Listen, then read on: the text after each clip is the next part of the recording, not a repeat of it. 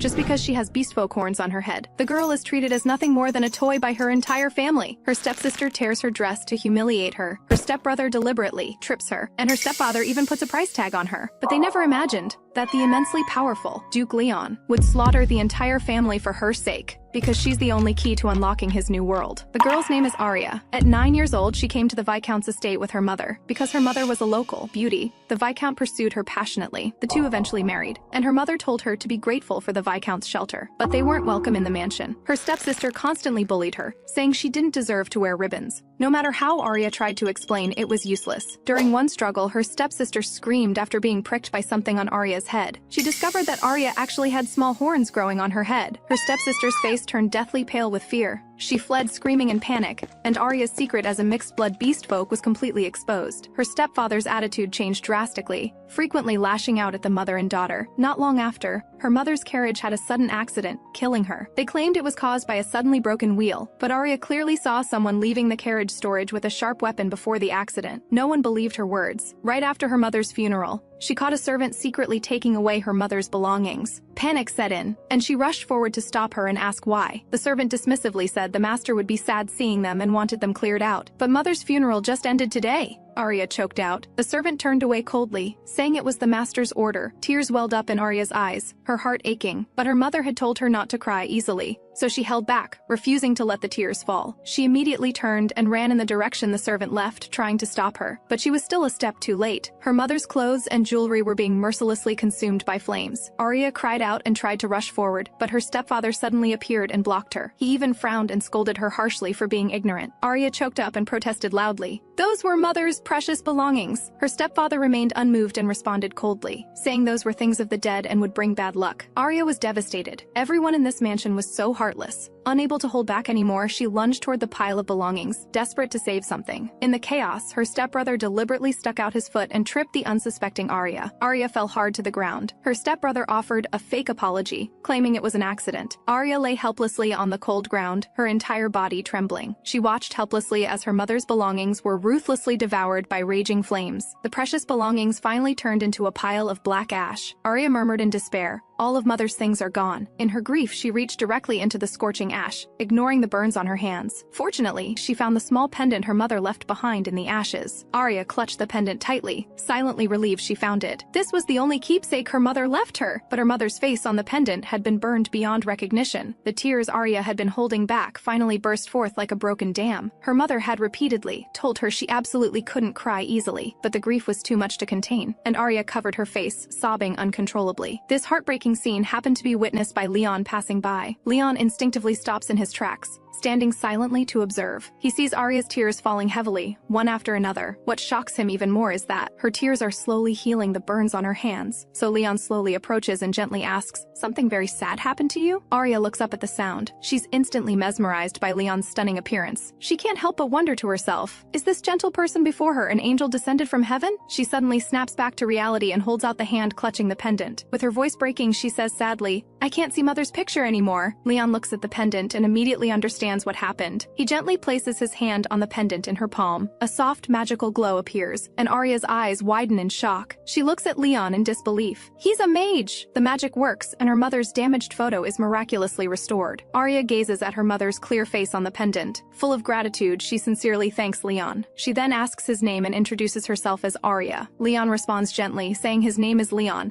and she can just call him by name. Arya softly repeats Leon, warmth inexplicably rising in her heart. "Yes, Arya," Leon responds tenderly. Arya quickly says she wants to repay his kindness. Leon pauses thoughtfully, then replies gently, "If you want to repay me, can I see you again?" From that day forward, Leon often comes to see her quietly and keeps her company. He becomes her most trusted confidant in the mansion. However, not long after her mother's death, Arya is banished to the attic. Though her stepfather still provides food and shelter, they're like strangers. Every long night, she desperately misses her mother. During this time, her step-siblings often come to the attic to torment her, leaving her covered in bruises. Her stepsister constantly complains that her mother is already dead and gone, so why doesn't their father get rid of this foreign monster? Her stepbrother sometimes deliberately notices. The bread and milk Arya hides in the corner. Each time, he cruelly stomps on them with a wicked grin before leaving. Arya is left alone in the attic staring at the destroyed food, her stomach growling. her heart full of grievance and sadness. But she still picks up a piece of bread to eat when a servant suddenly calls from downstairs. The master wants to see her. As soon as she leaves the attic, her stepfather grabs her face to examine it. His face dark, he demands to know why her stepsister injured her face. Her stepsister's face turns pale with fear as she apologizes frantically. Her stepfather scolds her for causing trouble at a critical time. A duke is coming to inspect the estate today. Arya hears the duke's title and feels confused and uneasy. Her stepfather immediately tells her stepbrother to fetch expensive medicine for Arya. Arya is overjoyed, thinking her stepfather still cares about her after all. Today, she's carefully dressed up in a pale yellow dress, looking adorably charming. Arya happily thinks how nice it would be if the duke came every day. She grins goofily at the full-length mirror, imagining that if Leon saw her, he'd definitely say it suits her. Before long, the duke's carriage arrives. But to Arya's surprise, the person stepping out of the carriage is actually Leon. Her stepfather immediately bows respectfully, saying, "Thank you for coming. The journey must have been tiring." The duke smiles politely and says he'll be grateful for the Viscount's hospitality these 2 days. Her step-siblings are so stunned by the handsome duke that they can't speak. Arya is even more shocked. How does the duke look exactly like Leon? The duke quickly notices her gaze and quietly makes a shushing gesture toward her. Arya's heart pounds wildly. Could the duke before her really be Leon? The quiet night falls. Arya decides the most reliable approach is to ask him directly. She remembers the guest room is nearby and quietly heads in that direction. Passing by a guest room, she hears voices inside. Curious, Arya peers through the crack in the door, wanting to know what they're discussing. She hears someone ask in confusion, "Why not sell the beast folk child to the underground market?" Her stepfather responds coldly, "Have you not seen my late wife's extraordinary beauty?" The visitor grows more confused. What does this have to do with Arya? Her stepfather laughs sinisterly and says Arya looks exactly like her mother. Arya hears her stepfather's words and backs away several steps in terror. She hears him continue, "When she grows up, imagine how beautiful and captivating she'll be, especially in bed." Arya is terrified out of her wits. The only thought in her mind is to get away, and she runs frantically. Not noticing someone ahead, she crashes hard into them and falls to the ground. She looks up. It's Leon! Leon quickly extends his hand to her, asking with concern if she's all right. Like grabbing a lifeline, Arya cries and begs Leon to save her. She rambles incoherently about Leon's noble status and promises to do whatever he says. Arya grips his hand tightly, pleading with him to take her away from here. Leon's gaze is gentle as he tells her to calm down and explain what happened. After Arya tells him, her body still trembles with fear. After listening, Leon calmly reveals he came here specifically today to help her. Arya is too shocked to speak. She never expected this. Leon softly reassures her there's no need to flee right away. There's a solution to everything. Arya looks confused. If she doesn't escape, how can she get out of this situation? Leon asks seriously, "From now on, can you do exactly as I say?" Arya immediately nods firmly. Leon orders her to go immediately to the underground chamber beneath the estate. Arya freezes. Underground chamber? Where is that? Leon explains in detail. The underground chamber is hidden deep in the estate's backyard. Arya follows the directions to the backyard, and indeed finds the hidden door. She hesitates for a moment before gently pushing the door open. It's pitch black inside. Arya carefully steps inside, her heart full of anxiety and unease. She mutters to herself, wondering how Leon would know about such a hidden place. The more Arya thinks about it, the more she realizes Leon has been mysterious since their first meeting. She finds a dark corner and curls up. Frowning, she wonders repeatedly, who exactly is Leon? Lost in thought, exhausted in body and mind, she unknowingly falls asleep. Meanwhile, outside, lightning flashes and thunder roars with howling winds. Everyone in this Viscount's estate is killed in a single night. Only Leon remains, smirking coldly at the bodies covering the ground, his eyes icy and piercing. On the other side, Arya seems to hear noisy voices. She hasn't fully woken from her sleep when she hears someone shout loudly, "Found her! She's here!" A knight in armor steps forward to confirm. He points at Arya and says confidently, "This must be the child." He then reaches out, preparing to forcibly take Arya away. Arya is brought by the knights to what was once her home. She sees the horrific scene of bodies strewn everywhere, her face pale with shock. Why is everyone dead? What happened? Leon watches her trembling form. He quickly walks toward her and gently calls Arya's name. Arya suddenly snaps back to reality and grabs Leon in disbelief. She cries out in anguish, "Father, everyone, something terrible happened to them." Leon gently reassures her they can never bully her again. Arya is shocked. "Did Leon do this?" she asks in disbelief. "Did you kill everyone?" With her voice breaking, she says this isn't what she wanted at all. Leon explains this was the king's order. The Viscount's family was exterminated for kidnapping and trafficking beast folk. Arya is utterly shocked. She never imagined this was His Majesty's command. Leon apologizes, saying he didn't mean to upset her, but they truly deserved their fate. Arya is filled with dread. How did things turn out like this? She's terrified, but she still holds back her tears. Leon looks at her and asks with concern if she's still willing to go with him now. He says if she's willing, he'll help her find another place to live. He waits patiently, asking what Arya is thinking. Arya thinks for a long time after hearing this. The next day in the palace, Leon reports to the Emperor that he has dealt with the Grayson family as ordered. The Emperor praises him for a job well done. The Viscount's family was truly foolish. Just thinking about the Beastfolk kingdom causing trouble over this gives him a headache. The Emperor changes the subject, asking if Leon rescued a slave. Leon admits it frankly. The Emperor warns him to be careful. Wild beasts might bite their masters at any time. Leon responds respectfully that he'll remember His Majesty's reminder. Time flies, and 6 years have passed since that incident. Today, the sunlight in the Duke's estate is unusually warm. The now-grown Arya is dozing off in the Duke's residence. She wakes up drooling. She sees Leon standing in the doorway watching her and jumps in surprise. Leon teases with a smile, saying Arya looks really tired. Arya quickly denies it, saying she's only sleepy because the sunlight is so nice. Leon laughs and says she's really adorable. He then notices the book in her hands and asks if she's reading about the Varna kingdom again. Arya nods excitedly. It's a kingdom inhabited only by beastfolk. She's curious about what kind of beastfolk live there and has always been fascinated by it. Leon then suggests that Arya join him today in receiving a guest. Arya is surprised. She didn't expect the estate to have visitors. Leon smiles and says Arya will definitely be happy to meet him. At this, Arya feels both excited and nervous. She hasn't seen a stranger in so long. The Duke's estate is spacious but rarely occupied. Usually only letters or carrier pigeons arrive, never guests. This person would be the estate's very first guest. The guest arrives shortly. He has black hair, green eyes, and strikingly handsome features. She brings tea forward to serve him, but he glares at her fiercely. Arya flinches in fear. She wonders why he's glaring at her. Leon walks over and apologizes for being late. The man says discontentedly, "This isn't the first time you've kept guests waiting." He points at Arya and demands, "You know I hate humans. Why is she here?" Arya is confused, not understanding why this man rejects her so much. Leon explains that Arya is his assistant. The man is still unhappy, saying assistant or not, she shouldn't be here. Leon continues, saying Arya isn't actually human. Arya gasps Leon's name in shock, completely unprepared for him to say this. Leon introduces him to Arya, saying this is his friend Cade, who is also beastfolk. Arya is even more incredulous, so she can't help staring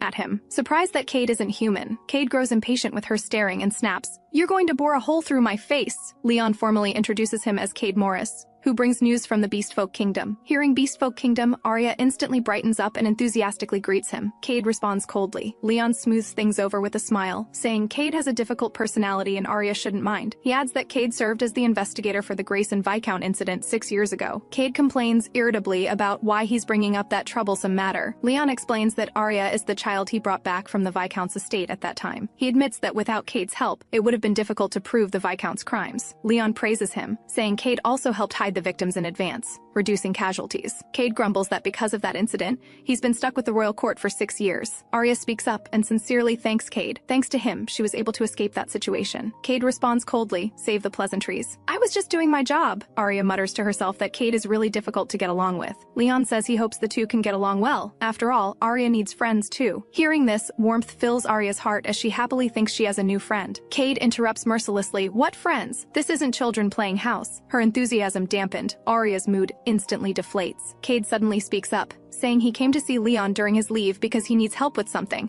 After saying this, both Cade and Leon stare at Arya. The next second, Arya is asked by Leon to leave the room. This leaves Arya feeling upset. Sure enough, whenever Leon has something important, he excludes her. She thinks indignantly that she's his assistant after all. After thinking for a moment, she decides to quietly eavesdrop outside the door. She vaguely hears words like whereabouts, unknown, and territory, which makes her even more curious. Arya hears them say they need Leon's help and plan to depart in 2 days. She thinks excitedly that she wants to go too. She is Leon's assistant after all, but remembering past rejections, she hesitates. Arya worries about what she needs to do to earn Leon's recognition. Leon walks out of the room and says Cade will be staying here during his time in the Empire, and she'll need to look after him. Arya's eyes immediately light up as she looks at the two of them, an idea forming. She resolves to prove her usefulness by taking care of Cade. Arya thinks happily that this way they'll agree to let her go along. The more she thinks about, the happier she gets, even imagining Leon praising her. Leon and Cade watch Arya's sudden excitement with confusion. Arya nods vigorously, saying she'll do her very best with the caretaking. After that, Arya follows Cade closely, looking for opportunities to help and prove herself. Cade asks impatiently, "Why do you keep following me?" Arya quickly explains that she wants to help, which is why she's following him. Cade quickly refuses, telling her to go mind her own business and leave him alone. Though angry inside, Arya tells herself to be patient.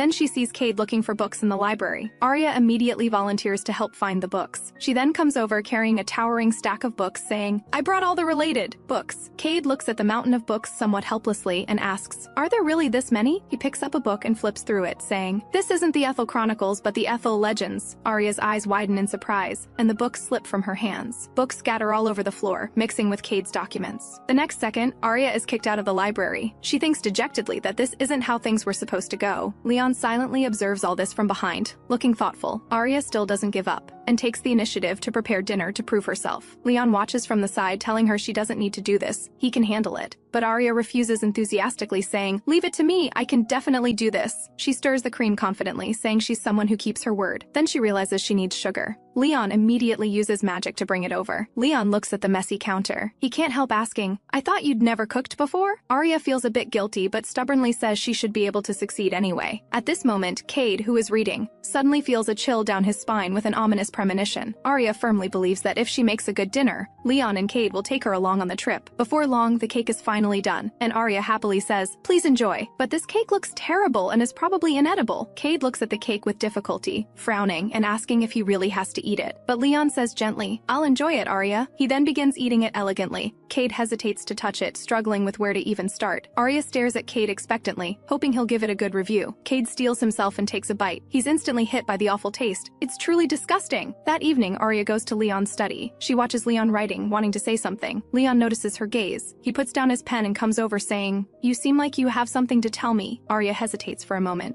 Finally, she asks, "Leon, why did you make me your assistant?" Leon explains, "I want Arya to work under me to awaken your beast folk abilities." Arya repeats in confusion, "My abilities?" She's never noticed any. Leon nods and says beast folk have specific abilities depending on their ancestral animal. He gives examples. Cat beast folk can see clearly in the dark and have exceptional jumping abilities. Wolf beast folk have great strength and keen senses of smell. Each has their specialty. And the rarer the beast folk, the stronger their innate abilities. Leon admits he doesn't know what Arya's ancestral animal is, so he hopes she'll gradually discover her potential. Arya realizes that as a beast folk, she doesn't know what her ancestry or abilities are. Seeing her lost in thought, Leon gently calls her name and asks worriedly if she's okay. Arya snaps back and hurriedly says she was just overthinking again. Leon reassures her that he'll eventually discover Arya's abilities. She shouldn't worry too much. Arya says seriously, "I want to repay you, Leon. Real experience must be important, right?" She continues pleading, "I want to discover my abilities quickly to help you, Leon. So please take me on this trip." Leon finally understands. So this is what she wanted to talk about. Today's enthusiasm was all about this. Arya says urgently, "I won't cause trouble. I'll listen to everything you say, Leon." Leon is amused by her adorable expression and lets out a hearty laugh. Arya freezes. This is the first time she's seen Leon laugh so happily. Her heart pounds wildly, deeply captivated by Leon's smile. Leon says with a smile, "Since you want this so much, Arya, I understand." Arya says in disbelief, "Really?" Her voice full of delight. Leon reaches out and pats her head. He says gently, "Yes, you've grown up well." Arya says somewhat shyly, "I told you I'm not a child anymore." Leon apologizes with a smile, then urges her to go rest. Arya runs off shyly, her steps light as she passes by Cade. Cade turns to look. He notices Arya's ears are noticeably flushed. He says helplessly, "Are these two playing house?" Cade approaches the study and asks Leon, "Is this okay? Just letting her come along like this?" He worries. "This is undercover investigation. It's dangerous. What if she's discovered?" But Leon smiles confidently and says, "Don't I have things covered?" Cade is speechless. Well, that's true, but this guy's absolute confidence irritates him a bit. Cade pulls out documents and says, "Anyway, I've gathered all the intel. Let's plan the operation." Before departure, Arya says excitedly that she's only seen undercover investigations in mystery novels. At this point, Leon notices Arya is far away from them. He asks puzzledly if Arya feels uncomfortable. Arya explains, "Don't worry about it." She thinks shyly that lately Leon is bad for her heart, so she needs to keep her distance. Leon informs them of the mission. "We're heading to Ashford Manor now to conduct an undercover investigation. We need to gather information about the missing person, Marcus." Arya asks curiously how they'll successfully infiltrate the manor. Leon responds, "We'll just disguise ourselves as job applicants." So the three disguise themselves as maids and come to apply. They all pass the head butler's interview at Ashford Manor. But this maid work is truly much harder than Arya imagined. She often accidentally causes trouble. Arya carries a water bucket while thinking about how to gather intelligence. She looks up and is startled by the scene before her. She sees Cade cleaning windows at incredible speed. Even the high places are already done. Everyone marvels at how fast that was. In no time, the windows are sparkling clean. Arya can't help praising, "Wow, Cade is amazing. Those skills are incredible." At this moment, mocking voices from other servants reach them. "Ugh, The stench of beasts is awful. They whisper among themselves that no human could move that fast. Cade must be beast folk. Arya feels fear hearing the discriminatory remarks, not understanding why they say such things. Cade comes over and calls to Arya, pulling her from her fear as she snaps back to reality. Cade is about to say something when Arya realizes she's spilled water all over the floor. The head butler's angry scolding comes again, making Arya jump. Cade criticizes Arya. "Are you an idiot? How did you get water everywhere?" Arya mutters to herself. "How can you just casually call someone an idiot?" The head butler urgently calls for the new hire again, and Arya quickly responds, "Coming." The head butler then assigns her a series of tasks. Arya hurriedly agrees. She carries a pile of heavy quilts and rushes off, but she accidentally steps on one of the quilts. She falls hard, the quilts scattering everywhere, leaving her thoroughly disheveled. Time flies quickly, and soon it's sunset. Arya sighs wearily. She spent the whole day doing menial servant work with no progress on the important mission. Then she sees Leon from the balcony. Bathed in the sunset glow, Leon in a maid's outfit looks extraordinarily beautiful. Arya can't help admiring how beautiful Leon looks. Leon also notices Arya on the balcony. He smiles and waves at her. Arya smiles and waves back, resolving to properly gather intelligence tomorrow. So the next day, Arya proactively asks other servants if they know Marcus. The servants she asks all shake their heads, saying they don't know. So Arya asks another servant, "Excuse me, do you know Marcus?" The person responds, "I don't know, not sure. Is there a servant by that name?" With no other choice, Arya continues asking others, but everyone says they don't know this person. Arya continues running breathlessly. How does no one know Marcus? No matter how many people, she asks. The answer is always don't know. She worries that at this rate she can't help Leon at all and starts getting anxious. Just then, Cade's voice cuts through. He says discontentedly, "Are you announcing to everyone that you're conducting an undercover investigation?" Arya suppresses her anger, thinking to herself how this person's attitude is so terrible. Cade continues criticizing. "This is why rookies are useless. Leon really shouldn't have brought you to cause trouble." Arya fires back, "Hey, have you gathered any useful intelligence?" She continues, "Just how great are you? You have an opinion about everything I do." She emphasizes, "I'm only being patient for Leon's sake." "You act like a child," Cade retorts furiously. Do you know how old I am? How dare you be so rude?" Arya doesn't back down. "So what if I know? Your behavior screams 10-year-old child." The two face off in a standoff. At this moment, a maid walks over and interrupts. "Excuse me." The two turn to look. They see a gentle-looking girl slowly approaching them. The maid asks, "You're Arya, right?" Arya nods and says yes. The maid smiles and introduces herself. "Starting today, I'm your supervisor.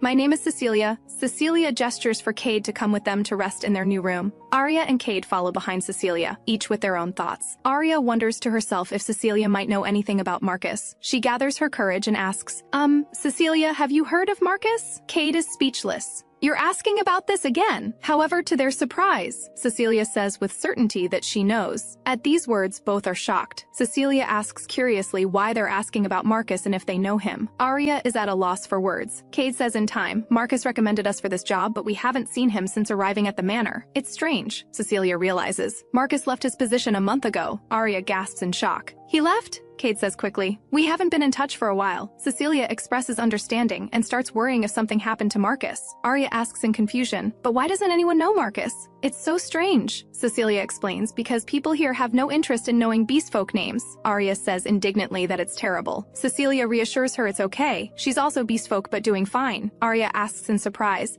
"Cecilia, you're beast folk? I couldn't tell at all." Cecilia responds with a smile. "Pure-blooded beast folk look no different from humans, so you can't tell." She then urges, "Let's go quickly. We need to move to the new room." Arya quickly agrees. Cade suddenly calls out to her, "Wait a moment." He then hands her a piece of paper, pressing it into her hand. Arya takes it and discovers it's actually a map. Cade explains this is a map of the manor he figured out in one night.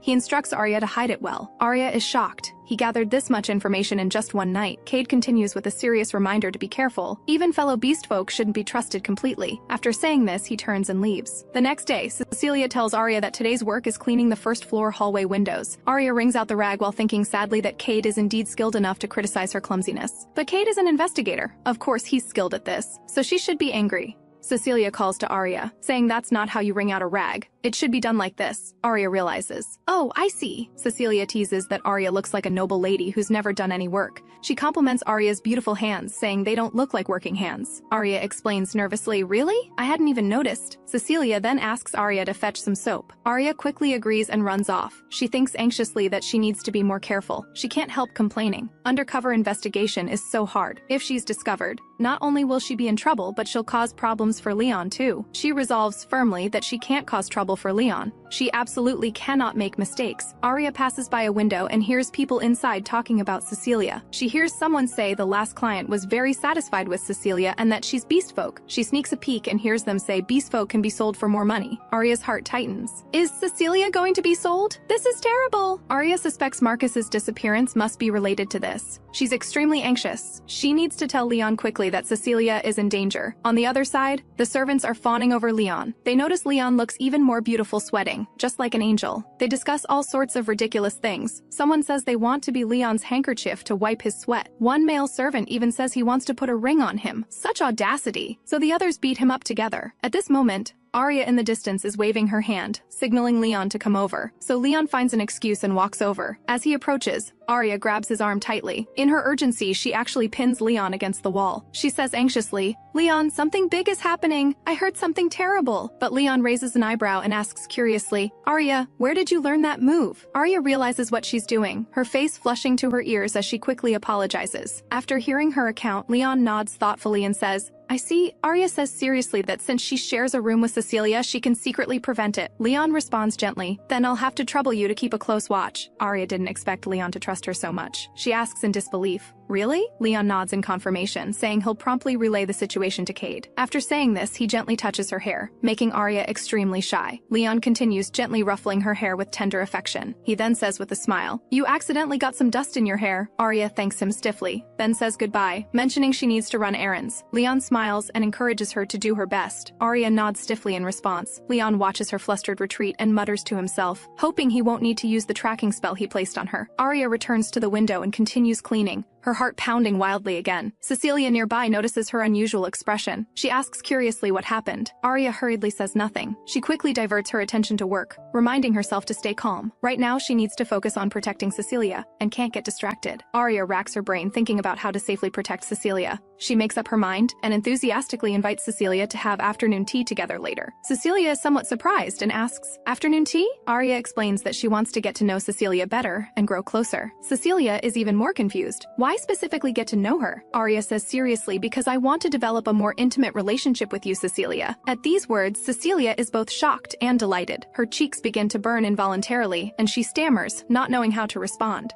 Seeing this, Arya mutters to herself, "Did the book get the friend-making method wrong?" Cecilia says somewhat shyly that they haven't known each other long and she's not mentally prepared yet. Arya is confused. Does making friends require mental preparation in advance? Cecilia then realizes it's not what she thought, so she agrees with a smile that after work, she'll prepare refreshments to bring back to their room to share. Arya immediately agrees with a smile, looking forward to the afternoon tea. That evening, Arya is carefully preparing an elegant afternoon tea in their room. Cecilia walks in carrying a plate of cookies, saying the kitchen happened to have some left over. The two sit together for tea, and Cecilia sighs that Arya is truly a remarkable person. Arya blinks her round eyes and asks in confusion, "Why do you say that?" Cecilia explains that most people don't deliberately make friends at work. Arya laughs awkwardly, not realizing there was such an unwritten rule. Cecilia hugs her warm teacup and sighs. Moreover, being a foreign beast folk, she's inevitably shunned. Arya quickly rises from her seat and urgently calls to Cecilia. She says excitedly, "I'm also beast folk." Cecilia is surprised, saying she couldn't tell Arya was beast folk at all. Arya lowers her eyes and hesitates for a moment, saying quietly she's considered half-blood beast folk. Cecilia's pupils dilate in shock again. Half-blood beast folk features are usually very obvious.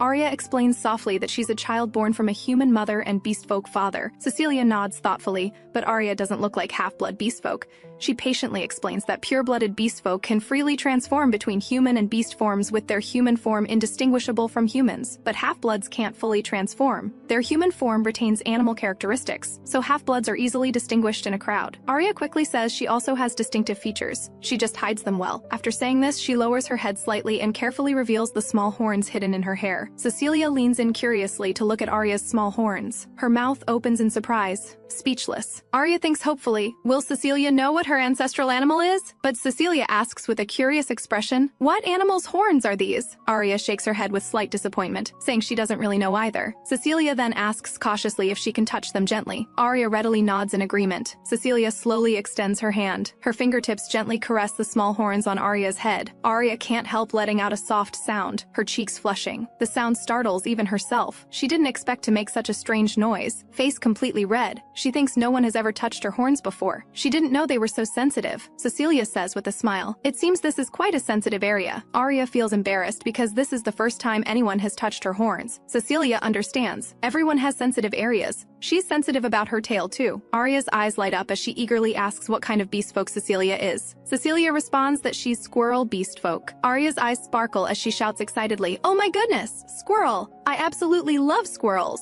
She says hopefully that she'd love to see Cecilia's beast form someday. Arya feels delighted. It's rare for her to make a female friend. This is the first time besides Leon that she's talked to someone for so long about personal things. On the other side, in the quiet East Wing, Cade looks at the excessively quiet environment, feeling it somewhat abnormal and eerie. He cautiously suggests they should sneak in first and observe the situation. But Leon responds calmly, "No, I think we arrived right on time." Cade looks confused. At this moment, Leon turns his head and gestures toward the distance. "Look, someone's already coming to greet us." Cade turns to look and indeed sees two people in black walking toward them. The newcomer sneers sinisterly. "We really caught big fish. Besides that foolish girl, there are two more." Cade steps forward and demands, "Who are you?" The person responds contemptuously, "Spies about to die don't need to know who I am." On the other side, Arya finally wakes up and finds her surroundings unfamiliar and cold. Suddenly, a rough, unfamiliar voice sounds. "You're finally awake." The person greets her with a sinister smile. "Hello there, little beauty. Did you sleep well?" Arya freezes in shock, discovering cold chains around her neck. She demands warily, "Who are you?" The person sneers back, "I was going to ask you the same thing." He roughly grabs Arya's face and demands viciously, "Who are you? Why did you dare snoop around our territory?" Arya is frightened by his fierce demeanor, thinking how terrifying this is. Her feet are also locked in heavy chains. She thinks frantically, "Where is this place?" Arya suddenly thinks of Cecilia, worrying if she was also harmed and captured. So she urgently asks where Cecilia is. The person's expression changes slightly upon hearing Cecilia's name. He then shouts toward a dark corner, "Hey, she's looking for you," signaling Cecilia to come out. Cecilia slowly emerges from the shadows. Arya is instantly shocked upon seeing her, her entire body freezing. She asks in a trembling voice, unable to believe it, "Cecilia, are you one of them too?" Cecilia remains silent, her expression so cold it's impossible to read. The villain mocks triumphantly, "Don't you get it? The one who brought you here is this traitor Cecilia." Arya is too shocked to speak, her heart feeling like it's being viciously squeezed. She never imagined the friend she trusted would betray her. The person checks his pocket watch and says, "Time's up. They can't delay any longer." After saying this, he roughly grabs Arya and says harshly they need to go. They then arrive at an auction hall where nobles specifically auction illegal goods. The auction hall is crowded with nobles looking expectant, waiting for the auction. The auctioneer delivers an enthusiastic speech, thanking the distinguished guests attending the underground auction. The auctioneer announces, "Now please allow me to introduce today's first item." Inside the dark, damp auction hall warehouse, Arya is firmly shackled with heavy iron chains. The villain informs Arya that she's today's grand finale item. Thinking about being auctioned off, Arya feels utterly desperate. She's filled with regret. She insisted on coming along, and now it's come to this.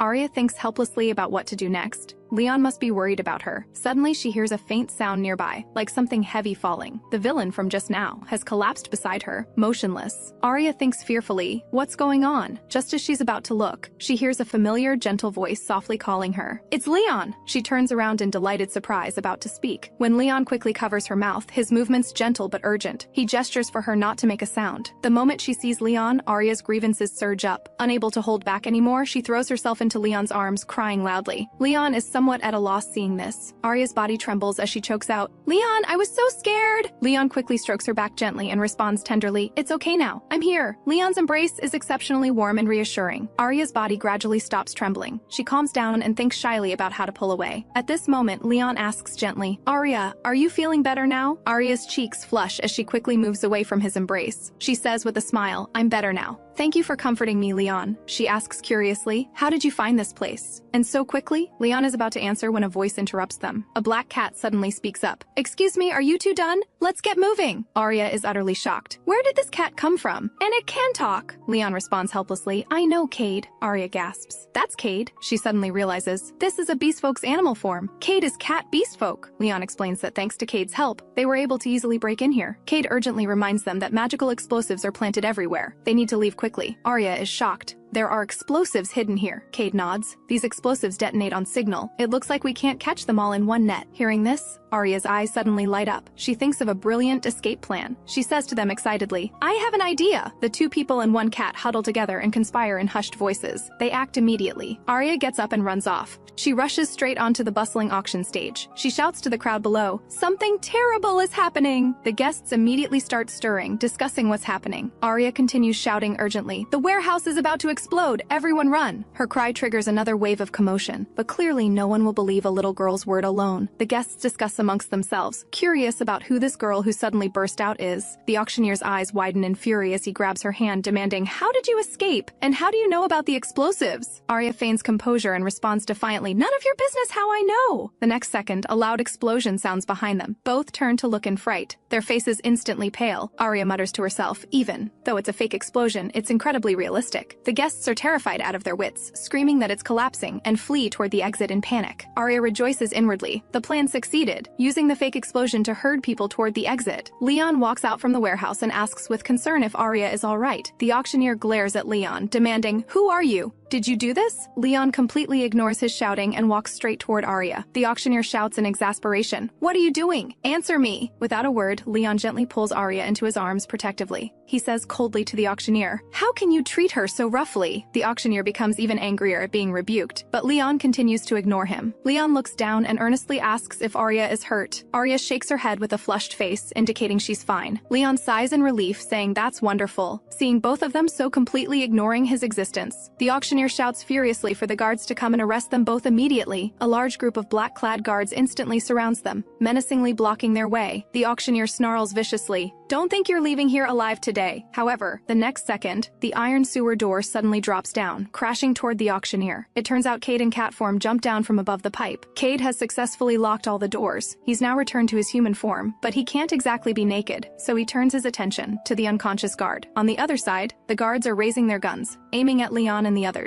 Arya's pupils contract in shock. "Those are guns!" Leon shields Arya behind him, telling her to step back, then raises his hand to cast magic. He murmurs an incantation, and the magic takes effect immediately. The guards are instantly sent flying by an invisible force, bleeding from multiple wounds. Arya is frightened by the bloody scene before her whole body trembling. She remembers the image of her stepfather's family lying in pools of blood, her fear intensifying instantly. Arya tugs at Leon's sleeve, trembling, and asks, "You won't kill them, will you?" Leon turns to look at her and explains, "They want to take our lives." "You don't need to sympathize." Arya's voice trembles as she pleads, "I don't want to see you kill people, Leon." Leon softens and agrees. "All right, I'll do as you say. I'll tie them up." Arya's tense nerves relax as she says softly, "Thank you, Leon." The auctioneer is secretly shocked. How is there a mage here? He needs to contact that lord quickly. However, when he turns to escape in the chaos, he sees Cade standing behind him, blocking his way. The auctioneer trembles in terror and demands, "Who are you?" Cade raises an eyebrow and responds impatiently, "Well, who are you?" The auctioneer responds with cold sweat on his forehead, "I asked you first." The next second, he's firmly tied up with rope, unable to move. Cade dusts off his hands and says to Leon, "We've caught most of them." He adds that, according to plan, he's locked all the exits. Those nobles who tried to escape have all been captured. Cade looks at Arya and praises, "That suggestion was actually pretty good." Arya is surprised he's actually complimenting her and quietly thanks him. Next, they just need to interrogate these people to find out the whereabouts of the missing. At this moment, Cecilia suddenly appears holding a gun and shouts, "Let those people go!" Arya gasps in shock. Cecilia, not expecting her sudden appearance. Cecilia grips the gun, thinking sadly that today is the last day. Why did things go wrong today of all days? Leon gathers magic in his palm, about to cast a counterspell. Arya suddenly calls out to stop him. "Leon, wait!" Arya looks directly at Cecilia, eyes red, and asks, "Why are you doing this?" Cecilia's expression is pained as she says, "It's to save my brother." Cecilia explains with her voice breaking that after her brother came to work at the manor with her, he suddenly disappeared. The villains threatened that if she lured 3 people to them, they'd return her brother. To save her brother, she had no choice but to agree to this demand. Cecilia looks at Arya with tears and says painfully, "You were the last target." Arya is utterly shocked. Cade's face darkens after hearing this. He immediately grabs the auctioneer by the collar and furiously demands, "Where did all the people who were sold go?" The auctioneer defends himself shamelessly. "I'm just an auctioneer. I don't know anything," he sneers. "Slaves that weren't sold? How naive. How could they possibly exist?" Cecilia falls to the ground in shock, her body going limp, at a complete loss. She murmurs to herself, "Then what have I been doing all this time?" Arya's heart aches seeing her, saying angrily, "This is too much." Cade angrily shoves the auctioneer away and says, "No point asking this guy. Let's ask those big shots." However, when he forcefully shoves open the door where the nobles are held, he's instantly stunned. The room is already empty. He shouts in shock, "What's going on?" The chains on the floor are all unlocked. Clearly someone released them in advance. Kate immediately realizes there's someone else behind this conspiracy. This guy is just a pawn, not the mastermind at all. Meanwhile, in the palace hall, the person behind the scenes says to the prince with a smile, "I didn't expect you to help clean up." The prince responds indifferently. After all, arresting too many nobles would affect the nation's foundation. He then asks with a half smile, "But someone has to take responsibility for this, right?" The mastermind says with a flattering smile, "You're scaring me again, your highness." However, the next second, the prince suddenly draws his sword, revealing the blade. Without hesitation, he thrusts it straight at his throat. The prince says coldly, "The bigger the case, the greater the credit when I resolve it." As his words fall, the mastermind collapses to the ground, dead. The ground suddenly shakes violently. He wonders if there was an explosion underground. At this moment, the underground auction hall begins shaking violently. Arya shouts in terror that the warehouse exploded. Seeing this, Leon thinks someone sent the signal to detonate the explosives. Leon immediately casts magic, saying he'll use magic to hold the foundation, but he can't hold it for long. Everyone needs to escape quickly. Arya immediately shouts to the bound guards, "If you can still move, come with us now." The auctioneer beside them mutters to himself, "Impossible. How could the explosives detonate?" Cade grumbles, "This guy is still muttering useless things at a time like this." Arya urges, "Stop talking and run for your life." The auctioneer suddenly remembers something and shouts, "You have other accomplices, don't you?" He says excitedly, "That person killed the master and triggered the explosion." The next second, a bullet actually grazes the auctioneer's face. Everyone hurriedly turns to look. They see Cecilia sitting on the ground in panic, and seeing she missed her target, she loses control again, closes her eyes and shouts to move aside, then pulls the trigger without hesitation. The wild bullet flies toward Arya. In the nick of time, Leon doesn't hesitate to shield Arya, taking the bullet for her. Cecilia sees that Leon was shot and is shocked beyond measure. The next second, her vision goes black and she faints. Cade runs to Leon's side and shouts in frustration, "You're a mage! Why did you use your body to block the bullet?" Leon smiles bitterly. Yeah, he thinks he actually could have stopped it with magic in time. But for some reason, his body moved first. Leon sighs. "It seems I was really too impulsive to act like this." Arya looks at Leon's condition, on the verge of tears, not knowing what to do. Leon says weakly, "I'm fine, Arya. Don't worry." Arya's eyes are red, feeling both anxious and heartbroken. Leon suggests, "How about we escape first?" Arya quickly nods. Cade looks at the unconscious Cecilia and grumbles, "That woman fainted herself." He sighs. "Of all times to drop the ball, what a hassle." Cade picks up Cecilia and says, "I'll take care of her. Let's go quickly." However, Leon staggers somewhat. Clearly the gunshot wound is causing him great pain. Seeing this, Arya immediately carries Leon bridal style like Cade did. Cade is dumbfounded at this scene. He can hardly believe his eyes. He silently grumbles that Arya's expression is so comical, yet her actions are so bold. Leon's expression is equally priceless. He can't help but burst out laughing. Leon relents and says, "Then I'm in your hands, Arya." Arya nods firmly. Suddenly someone shouts, "Ah, the exit!" Everyone's spirits lift. At this moment, the guards behind them all run ahead of them. They turn and jeer, "Who would obediently follow you?" "Idiots!" Cade fumes, "Those bastards. If only my hands were free right now." However, screams suddenly come from the exit. Arya wonders what happened. Cade has a general idea of what happened. He makes a split-second decision. "I know another exit. This way." The group immediately runs in the direction Cade indicated. Outside the auction hall, a knight reports to the prince that they've arrested all relevant personnel. At this moment, the prince suddenly catches sight of a familiar figure in the bushes. Feeling puzzled, Leon and the others arrive at a dilapidated house. Arya carries Leon into the villa and quickly finds a bed for him to lie down. Over here, Cade looks at the awakened Cecilia and says, "Now that you're awake, get down." Cecilia opens her eyes filled with guilt. Suddenly, someone rushes out from the shadows to attack Cade with swift movements. Cade reacts quickly, blocking and counterattacking. The person demands loudly, "Who are you?" Cade recognizes the voice in shock. The other person clearly recognizes him too. "You're Cade." Cade is equally shocked. "You're Marcus?" On the other side, Arya looks at Leon's wound, feeling deeply guilty. Leon sees Arya's dejected expression and asks what's wrong. Arya says sadly that she can't help with anything and has been a burden. In the end, she even caused Leon to get shot, and she made him sigh today. Hearing this, Leon softly calls Arya's name, then also says sorry. Arya is shocked. Why is Leon apologizing when it's clearly her fault? Leon explains, "I sighed because I saw you were scared and regretted bringing you. I didn't realize it would upset you." Arya quickly shakes her head. "No, I wasn't upset." Leon continues gently, "Arya, you can always be a burden to me." He holds Arya's hand reassuringly. "In the process of growing. Isn't this all very normal?" Leon praises. "Besides, Arya performed excellently today. I'm truly impressed." Seeing no response, he calls out, "Arya," only to find she's suddenly crying. Arya holds Leon's hand and cries loudly, her long-suppressed emotions finally erupting. The next second, a dazzling white light suddenly emanates from Arya's body. Arya is surprised. This light is coming from her body. What's happening to her? She looks at Leon, hoping he can give her an answer. She then looks down at the wound and discovers Leon's gunshot wound has actually healed. The prince outside sees the scene and is utterly shocked. "It's actually healing magic," he says with a smile, an unexpected windfall. On the other side, Cade looks at the person who suddenly appeared and asks in confusion how he's here. Marcus sighs, saying it's a long story. Just as he's about to speak, he catches sight of Cecilia and asks in surprise who she is. Cade explains, "This is Cecilia. You should know her. She mentioned you," Marcus realizes. "Of course I know her. She's the one who sold me out." Cecilia is confused. "Aren't you Eric? How did you become Marcus?" Cade hears the unfamiliar name and asks in confusion who Eric is. Marcus explains sheepishly that while traveling, he was scammed out of money and disguised himself as an imperial citizen to get work. Cade explodes in fury. "Are you insane? A friend of an investigator forging an identity? I came to this godforsaken place to find you." Marcus is delighted. "Wow, Cade, you came all this way to rescue me?" He's so moved he wants to hug Cade, but Cade blocks him. Cade then questions Cecilia, "You don't know Marcus. Why did you pretend to?" Cecilia apologizes frantically, her eyes full of guilt. Cade asks Marcus, "Weren't you sold at auction? How are you here?" Marcus recalls that while being transported to a buyer, a little squirrel appeared and helped him escape on the condition that he help with a favor. After escaping, they hid here, and that squirrel was Cecilia's brother. Cecilia is utterly shocked, unable to believe her brother is still alive. On the other side, after activating her ability, Arya falls asleep from exhaustion.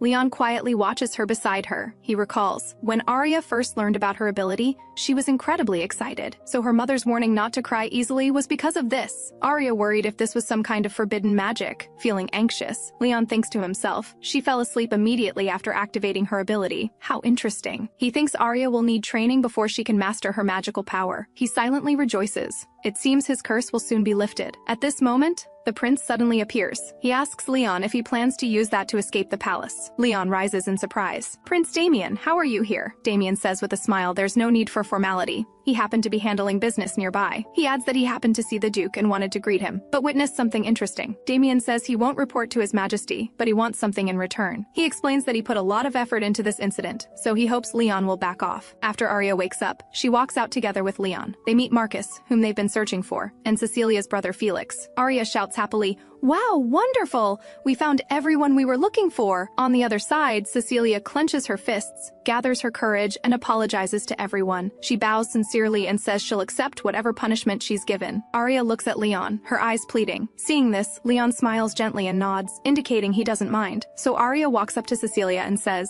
"Your betrayal did hurt me." Cecilia closes her eyes, prepared to be punished. But the next second, she hears Arya say her punishment with a smile. She announces, "Cecilia, then your punishment is to be my friend for life." Cecilia is stunned. What kind of punishment is this? She's moved to tears. Cecilia cries like this for a long time, releasing her guilt and joy. Everyone is very happy seeing this scene. To make amends, Cecilia and the others decide to search for the victims who were sold. Marcus joins them too. Arya and Leon bid them farewell and set out on their return journey. Cade suddenly remembers that Leon said he had a favor to ask after the incident ended. He recalls the day he visited the Duke's estate. Leon proposed an exchange for Cade to spend the rest of his vacation with Arya. Leon says he hopes Cade can teach Arya about beast folk abilities. After she completes her duties at the estate, he'll take her back to where she belongs. That night, Arya dreamed that everyone admired her. People surrounded her with praise, saying Lady Arya's healing magic was amazing. However, her mother appeared in the dream and scolded Arya sternly. "Didn't I tell you not to cry in front of others?" Arya calls out to her mother pitifully. Her mother hugs her and says, "Please don't make this difficult for me anymore." Arya nods. She suddenly wakes up with a start and finds everything around her quiet. It was just a dream. She hugs her blanket, relieved that only Leon saw her ability. The next day, Leon announces that as previously agreed, Cade will be responsible for teaching Arya about beast folk. Arya asks in surprise, "Won't you be teaching me, Leon?" Cade grumbles, "You're pretty blunt." Arya hurriedly explains, "I didn't mean you're not good." She explains that aside from when she was little, Leon has always taught her, so switching teachers feels strange. Cade shouts in shock, not realizing Leon raised Arya himself. Leon explains that Cade understands beast folk better than he does. He admits his last visit to the Varna Kingdom was 100 years ago, and many things are unclear now. Arya gasps in shock. 100 years?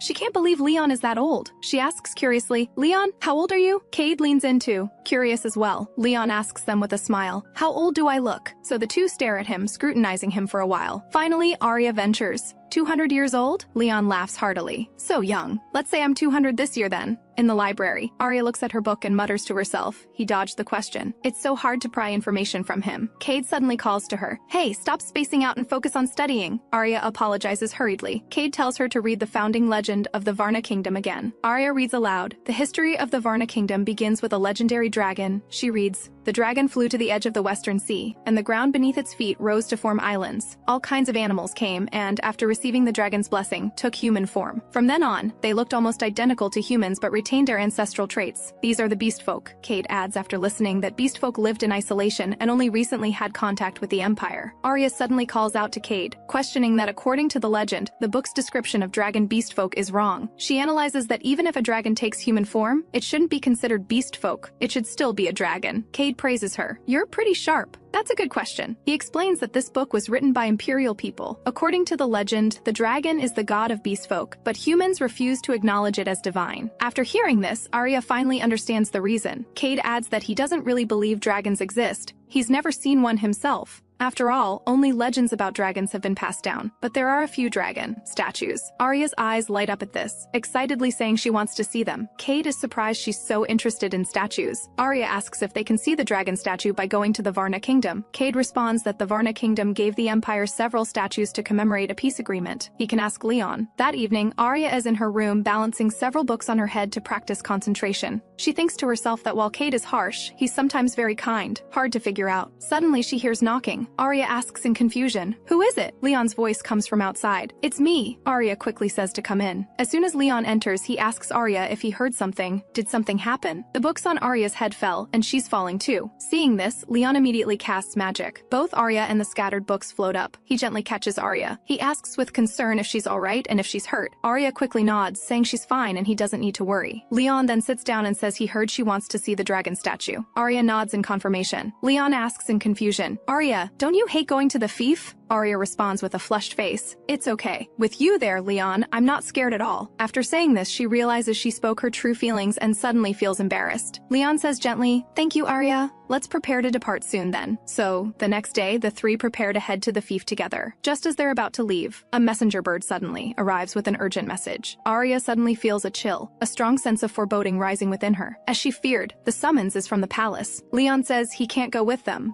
so now it's just her and Cade alone. Arya thinks to herself that talking about knowledge while studying isn't awkward, but alone, she doesn't know what to talk about. She wails inwardly, "Leon, come back quickly!" At this moment, Cade points ahead and says to go this way. The statue is placed in a park near the temple. Arya immediately agrees. Cade silently grumbles that Arya's emotions are written all over her face. On the other side, Leon arrives at the palace thinking this place is unpleasant no matter how many times he visits. He encourages himself, just endure a bit longer and he can escape this detestable place. Leon arrives at the study and bows to the Emperor. The Emperor welcomes him with a smile and gestures for him to sit quickly. Leon responds respectfully. The Emperor explains he summoned him to invite him to dinner. Leon asks in confusion, "Dinner?" The Emperor nods, saying Leon has served the royal family for many years and he's always considered him family. Leon is secretly annoyed. How can this person say such things? Family? What a joke! Using that despicable contract to bind him for hundreds of years. This family that's been exploiting him now has the audacity. Leon quickly reaches the corridor thinking he needs to escape as soon as possible. The princess suddenly appears and calls to him, saying delightedly, "I knew it was you." On the other side, Arya is still spacing out, wondering what Leon is doing. She suddenly snaps back to reality. She realizes no one is beside her and gasps. Where did Cade go? Arya looks around calling for Cade. Not paying attention ahead, she accidentally bumps into a passerby. The person complains irritably, "Don't stand in the middle of the road looking around." Arya apologizes frantically. She's very flustered. She spaced out for a moment and got separated from Cade. What should she do? Arya resolves to find him quickly. She can't get lost here. At this moment, vendors call from the street. Fresh apples on sale! Just as Arya is about to pay attention, she sees a crowd rushing to buy them, shouting, "They're mine! Everyone move!" The crowd pushes forward. Arya is pushed along, anxiously saying, "Excuse me." She can't keep her balance in the crush and cries out, "Ah, wait!" Arya instinctively reaches out her hand. Suddenly someone firmly grasps her hand. She wonders who it is, looks up, and sees it's Cade. She instantly relaxes. Cade pulls her out of the crowd. He says irritably, "Didn't I tell you to stay close?" Arya is deeply moved, her eyes reddening as she calls his name. "Thank goodness you found me, Cade!" Cade looks at her emotional state. and wonders what's wrong with her. Why so dramatic? Arya grips his hand tightly and says, I thought I really got separated from you. Thank you for coming back to find me. Cade feels his hand being held tightly. Embarrassed, he jerks his hand away. Arya freezes. What's wrong? Did she say something wrong? Cade comes to his senses and apologizes hurriedly. Sorry, he then suggests awkwardly. Hold on to me so you don't get lost again. Seeing Arya say nothing, he calls out defensively, what are you standing there for? Are we going or not? We won't see the statue if we're too late. Arya quickly reaches out her hand and responds, let's go. She then grips his hem tightly as they walk forward together. She thinks to herself that Cade is even kinder than she imagined. As they walk, Arya suddenly points ahead and says, hey, I see the temple. She shouts excitedly, the statue should be in the park behind it. Looking in the direction of the temple, Cade says he sees it. Over there. Walking closer, Arya marvels that the statue is even more massive and magnificent than she imagined. Arya admires it. The carving is so lifelike. It's as if a real dragon is before her. She can't contain her curiosity. She approaches the statue step by step, wanting to see more clearly. As if called by something, she can't help reaching out. Her palm touches the statue, and the moment she touches it, the statue suddenly emits a dazzling white light. Cade is startled by this sudden turn of events. What's happening? He shouts anxiously at Arya. Hey, are you okay? However, Arya can't hear anything. Her consciousness is as if in another world. An unfamiliar scene flashes before her eyes. In the scene, she sees a young beast folk fall and get injured, crying from pain. Suddenly, someone comes and casts magic, a soft glow emanating from their fingertips. White light envelops the two young beast folk, warm and healing. The injured beast folk is instantly healed. A happy smile appears on their face. Arya vaguely hears a conversation. The young beast folk seems to be saying, thank you, sacred dragon. She suddenly snaps back to reality. She finds Cade looking at her anxiously. Cade holds her in his arms, anxiously asking if she's all right. After recovering, Arya excitedly stands up and shouts, I saw it! Cade is confused. He has no idea what she's talking about. Arya gestures excitedly, explaining that when she touched the statue, she heard voices thanking the sacred dragon in her head. Cade is skeptical. He reaches out to touch the statue but feels nothing. He's puzzled. I don't feel anything. Arya is also confused. Why can only she sense it? Suddenly someone shouts, you two over there, what are you doing? The two turn around. They discover it's temple, guards, and panic immediately. Cade thinks this is bad. Getting caught will definitely be trouble. He grabs Arya and runs. As Arya is pulled along running, she thinks,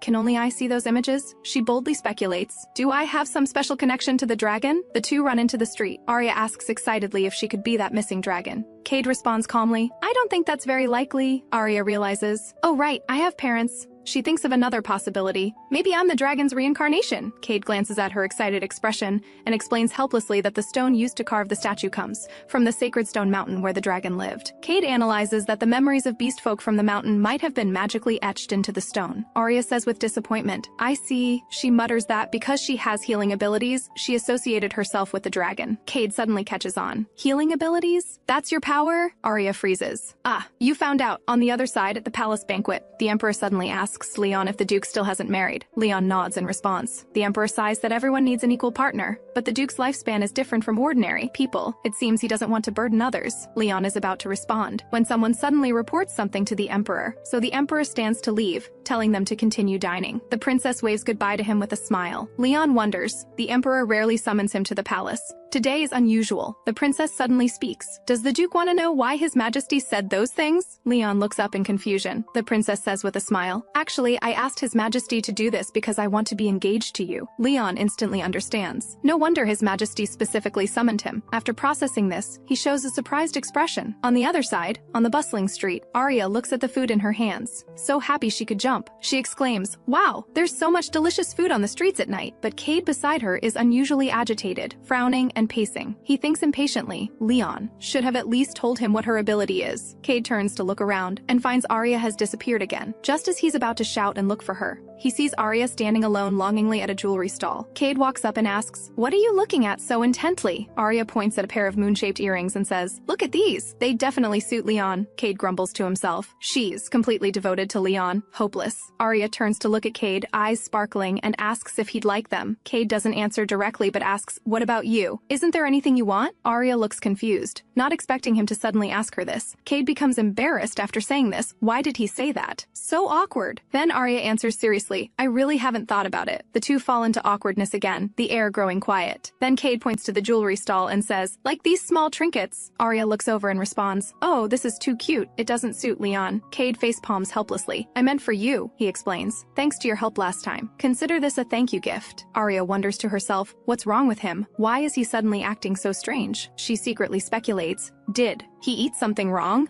But they ate the same things. Arya's eyes suddenly light up and she asks, could it be you've fallen for me? Cade is instantly annoyed and says irritably, fine, if you don't want it. Arya quickly stops him. I want it. Thank you for the gift. She then lowers her head, thinking things she wants. She really hasn't thought about it seriously. Arya looks up at Cade with a smile. Since it's a gift from you, Cade, you pick it. Cade looks puzzled. Why do I have to pick? Arya explains that all the jewelry is too pretty. She really can't choose. She adds that something Cade personally selects would be more meaningful. Cade is speechless and resignedly helps her choose carefully. His gaze sweeps across the stall, and his eyes light up when he sees a butterfly accessory. So he picks up the accessory and walks to Arya's side, gently holding it up to her ear to compare. He says seriously, this one's nice. Delicate and suits you well. Cade hands her the accessory. Arya quickly thanks him and receives it with both hands. Arya puts on the accessory and turns to smile at Cade. Her smile especially radiant and dazzling. Cade looks away embarrassed, mumbling Eminem, his ears slightly flushed. He then tells the vendor he'll take it and immediately pays for the accessory. At this moment, someone nearby shouts loudly, the special performance at the plaza is about to start. Arya's eyes light up after hearing this, her face full of anticipation. She says excitedly to Cade, there's a performance! I really want to see it! She turns back to urge Cade, come on, let's hurry and get a good spot. Cade grumbles, not knowing who it was that was too embarrassed to talk at first. Arya responds with a smile that today she discovered Cade is a very kind person. She adds that when she was in a daze at the statue, Cade kept calling her name. Cade asks awkwardly, you heard all that? Arya answers with a smile, I heard it very clearly, didn't miss a single word. Looking at Arya's smile, Cade's heartbeat suddenly accelerates, ripples spreading through his heart. He thinks to himself, the streetlights that day were exceptionally bright, and her smile even more so. On the other side, in the resplendent palace, Leon has a strong sense of foreboding. He needs to return to the estate quickly. At this moment, the princess gracefully approaches and softly calls to him. She asks with surprise, you're leaving so soon? Leon responds respectfully, Princess, something came up at the estate. I was planning to hurry back. The princess looks regretful. That's too bad. I wanted to spend more time with the Duke. Seeing Leon about to say something, she interrupts first. I don't want to be rejected a second time. Seeing this, Leon says no more, bows respectfully and turns to leave. The princess sees him off, with a smile, her gaze following his retreating figure. Her eyes gradually grow cold, a sneer curling at the corner of her mouth. She can't help frowning in disgust and asking, is it really necessary to go this far? The lady-in-waiting steps forward to explain, of course. After all, few men can handle your highness's true nature. The princess immediately glares back sharply. She sighs helplessly. Still, that person is truly impeccable. No wonder he hasn't married in hundreds of years. The lady-in-waiting raises an eyebrow teasingly. Are you planning to give up? The princess quickly shakes her head. What are you saying? He's my only hope right now. She suddenly remembers something. By the way, how's that scoundrel been lately? The lady-in-waiting responds truthfully that Prince Damien was last spotted near the Duke's estate. At this moment, at the entrance to Duke Leon's estate, Arya says goodbye to Cade with a smile, saying she had a great time today and will see him tomorrow. She thinks happily that she'll share today's fun moments with Leon when she gets back. Suddenly, she stops. She feels someone's presence in the shadows. At this moment, a low voice sounds. Hello. Arya turns and discovers a man with white hair and red eyes staring at her. Damien says with a smile, I've been waiting for you for quite a while, his eyes carrying an inscrutable meaning. Arya looks at the unfamiliar man before her, her mind full of questions. Who is this person? Arya asks warily, who are you? But Damien smiles and leans closer.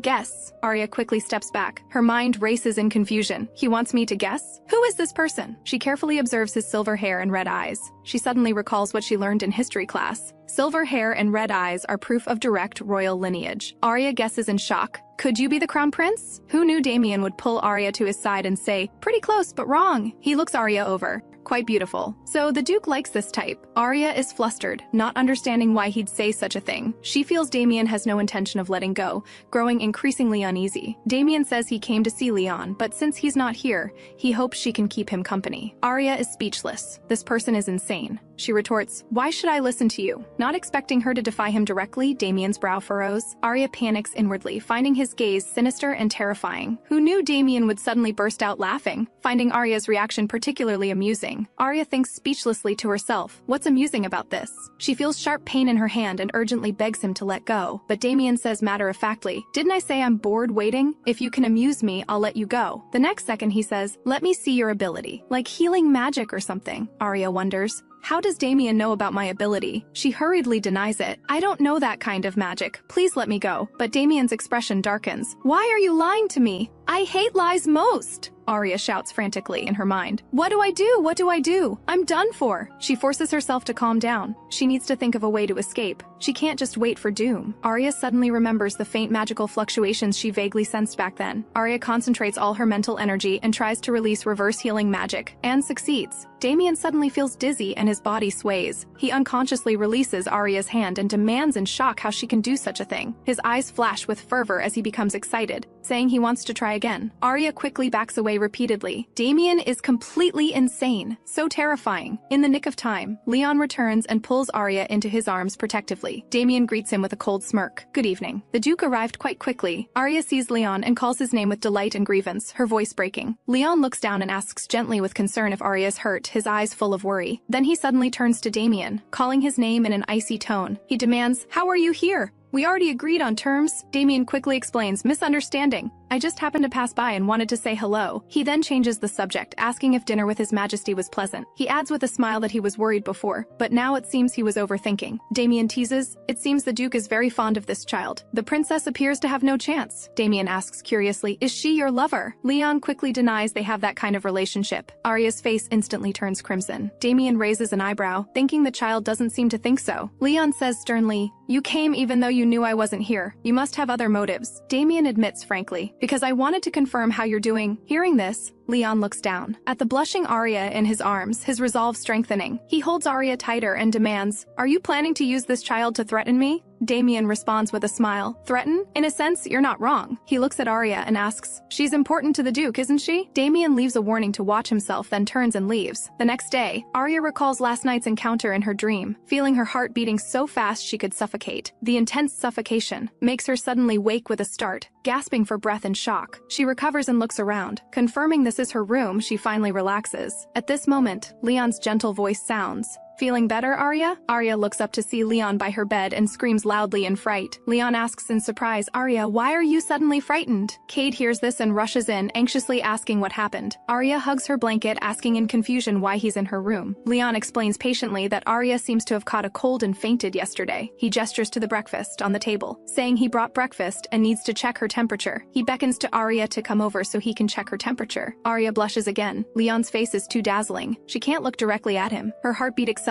again, her mind in chaos, her heart pounding rapidly. Leon notices her abnormality, his eyes full of concern as he asks if she's all right. Arya recalls the past. This has happened before. If she keeps her distance, the symptoms disappear. She resolves that Leon must leave, or things will get worse.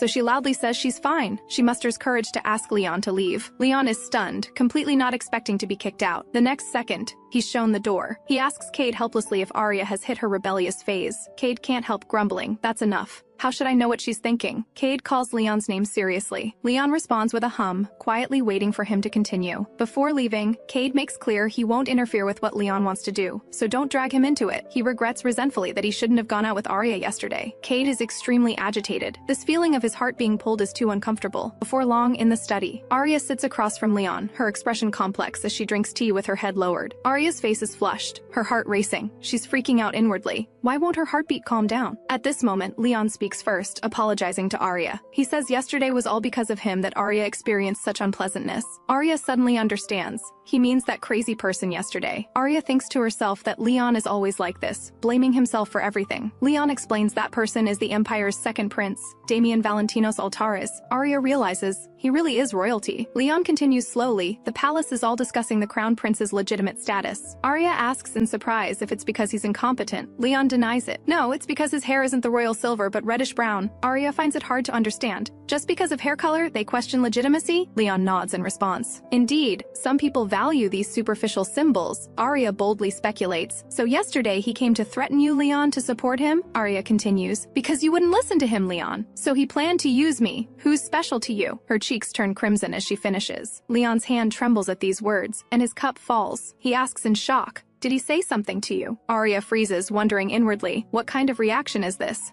Did she say something wrong? Leon continues apologizing, saying he shouldn't have let her find out this way. Arya's eyes widen. She has no idea what Leon is apologizing for. Leon says with a guilty expression that it's precisely because of that specialness that Prince Damien approached Arya. Arya quickly calls a stop. Wait, I completely don't understand what you mean, Leon. Leon asks in confusion. Didn't you hear from Prince Damien the reason you're special to me? Arya finally catches on, her cheeks instantly turning crimson again. She hastily stands up and makes an excuse that she still has homework to finish and needs to go.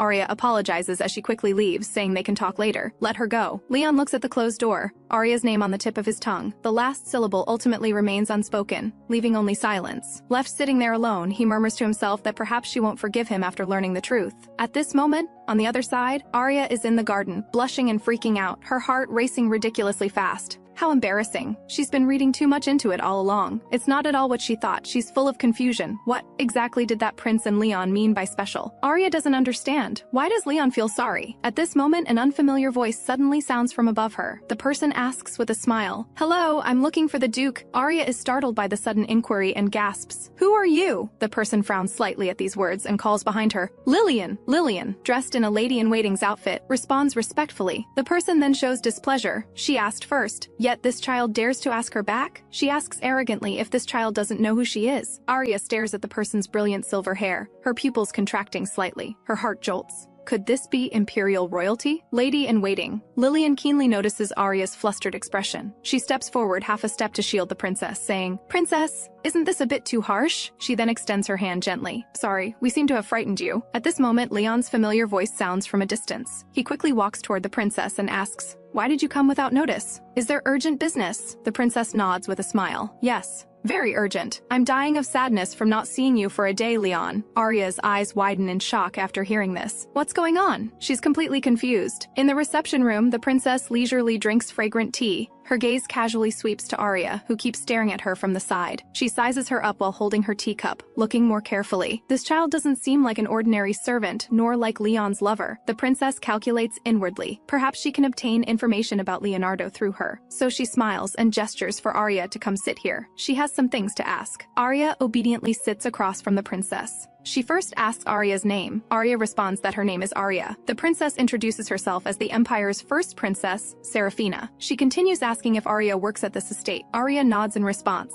"Yes, I serve as Leon's assistant." The princess raises an eyebrow. "Oh, assistant. Then Arya must know Leonardo well." She says frankly, "Actually, I'm fond of Duke Leonardo, but he's too hard to win over." The princess asks curiously if Arya knows whether Leonardo currently has a lover. Arya responds awkwardly that she doesn't really know. Cecilia calls to Arya, saying that's not how you wring out a rag. It should be done like this. Arya realizes. "Oh, I see." Cecilia teases that Arya looks like a noble lady who's never done any work. She compliments Arya's beautiful hands, saying they don't look like working hands. Arya explains nervously, "Really? I hadn't even noticed." Cecilia then asks Arya to fetch some soap. Arya quickly agrees and runs off. She thinks anxiously that she needs to be more careful. She can't help complaining. Undercover investigation is so hard. If she's discovered, not only will she be in trouble, but she'll cause problems for Leon too. She resolves firmly that she can't cause trouble for Leon. She absolutely cannot make mistakes. Arya passes by a window and hears people inside talking about Cecilia. She hears someone say the last client was very satisfied with Cecilia and that she's beast folk. She sneaks a peek and hears them say beast folk can be sold for more money. Arya's heart tightens. Is Cecilia going to be sold? This is terrible. Arya suspects Marcus's disappearance must be related to this. She's extremely anxious. She needs to tell Leon quickly that Cecilia is in danger. On the other side, the servants are fawning over Leon. They notice Leon looks even more beautiful sweating, just like an angel. They discuss all sorts of ridiculous things. Someone says they want to be Leon's handkerchief to wipe his sweat. One male servant even says he wants to put a ring on him. Such audacity. So the others beat him up together. At this moment, Arya in the distance is waving her hand, signaling Leon to come over. So Leon finds an excuse and walks over. As he approaches, Arya grabs his arm tightly. In her urgency, she actually pins Leon against the wall. She says anxiously, "Leon, something big is happening. I heard something terrible." But Leon raises an eyebrow and asks curiously, "Arya, where did you learn that move?" Arya realizes what she's doing, her face flushing to her ears as she quickly apologizes. After hearing her account, Leon nods thoughtfully and says, "I see." Arya says seriously that since she shares a room with Cecilia, she can secretly prevent it. Leon responds gently, "Then I'll have to trouble you to keep a close watch." Arya didn't expect Leon to trust her so much. She asks in disbelief, "Really?" Leon nods in confirmation, saying he'll promptly relay the situation to Cade. After saying this, he gently touches her hair, making Arya extremely shy. Leon continues gently ruffling her hair with tender affection. He then says with a smile, "You accidentally got some dust in your hair." Arya thanks him stiffly, then says goodbye, mentioning she needs to run errands. Leon smiles and encourages her to do her best. Arya nods stiffly in response. Leon watches her flustered retreat and mutters to himself, hoping he won't need to use the tracking spell he placed on her. Arya returns to the window and continues cleaning, her heart pounding wildly again. Cecilia nearby notices her unusual expression. She asks curiously what happened. Arya hurriedly says nothing. She quickly diverts her attention to work, reminding herself to stay calm. Right now, she needs to focus on protecting Cecilia and can't get distracted. Arya racks her brain thinking about how to safely protect Cecilia. She makes up her mind and enthusiastically invites Cecilia to have afternoon tea together later. Cecilia is somewhat surprised and asks, "Afternoon tea?" Arya explains that she wants to get to know Cecilia better and grow closer. Cecilia is even more confused. Why specifically get to know her? Arya says seriously, "Because I want to develop a more intimate relationship with you, Cecilia." At these words, Cecilia is both shocked and delighted. Her cheeks begin to burn involuntarily, and she stammers,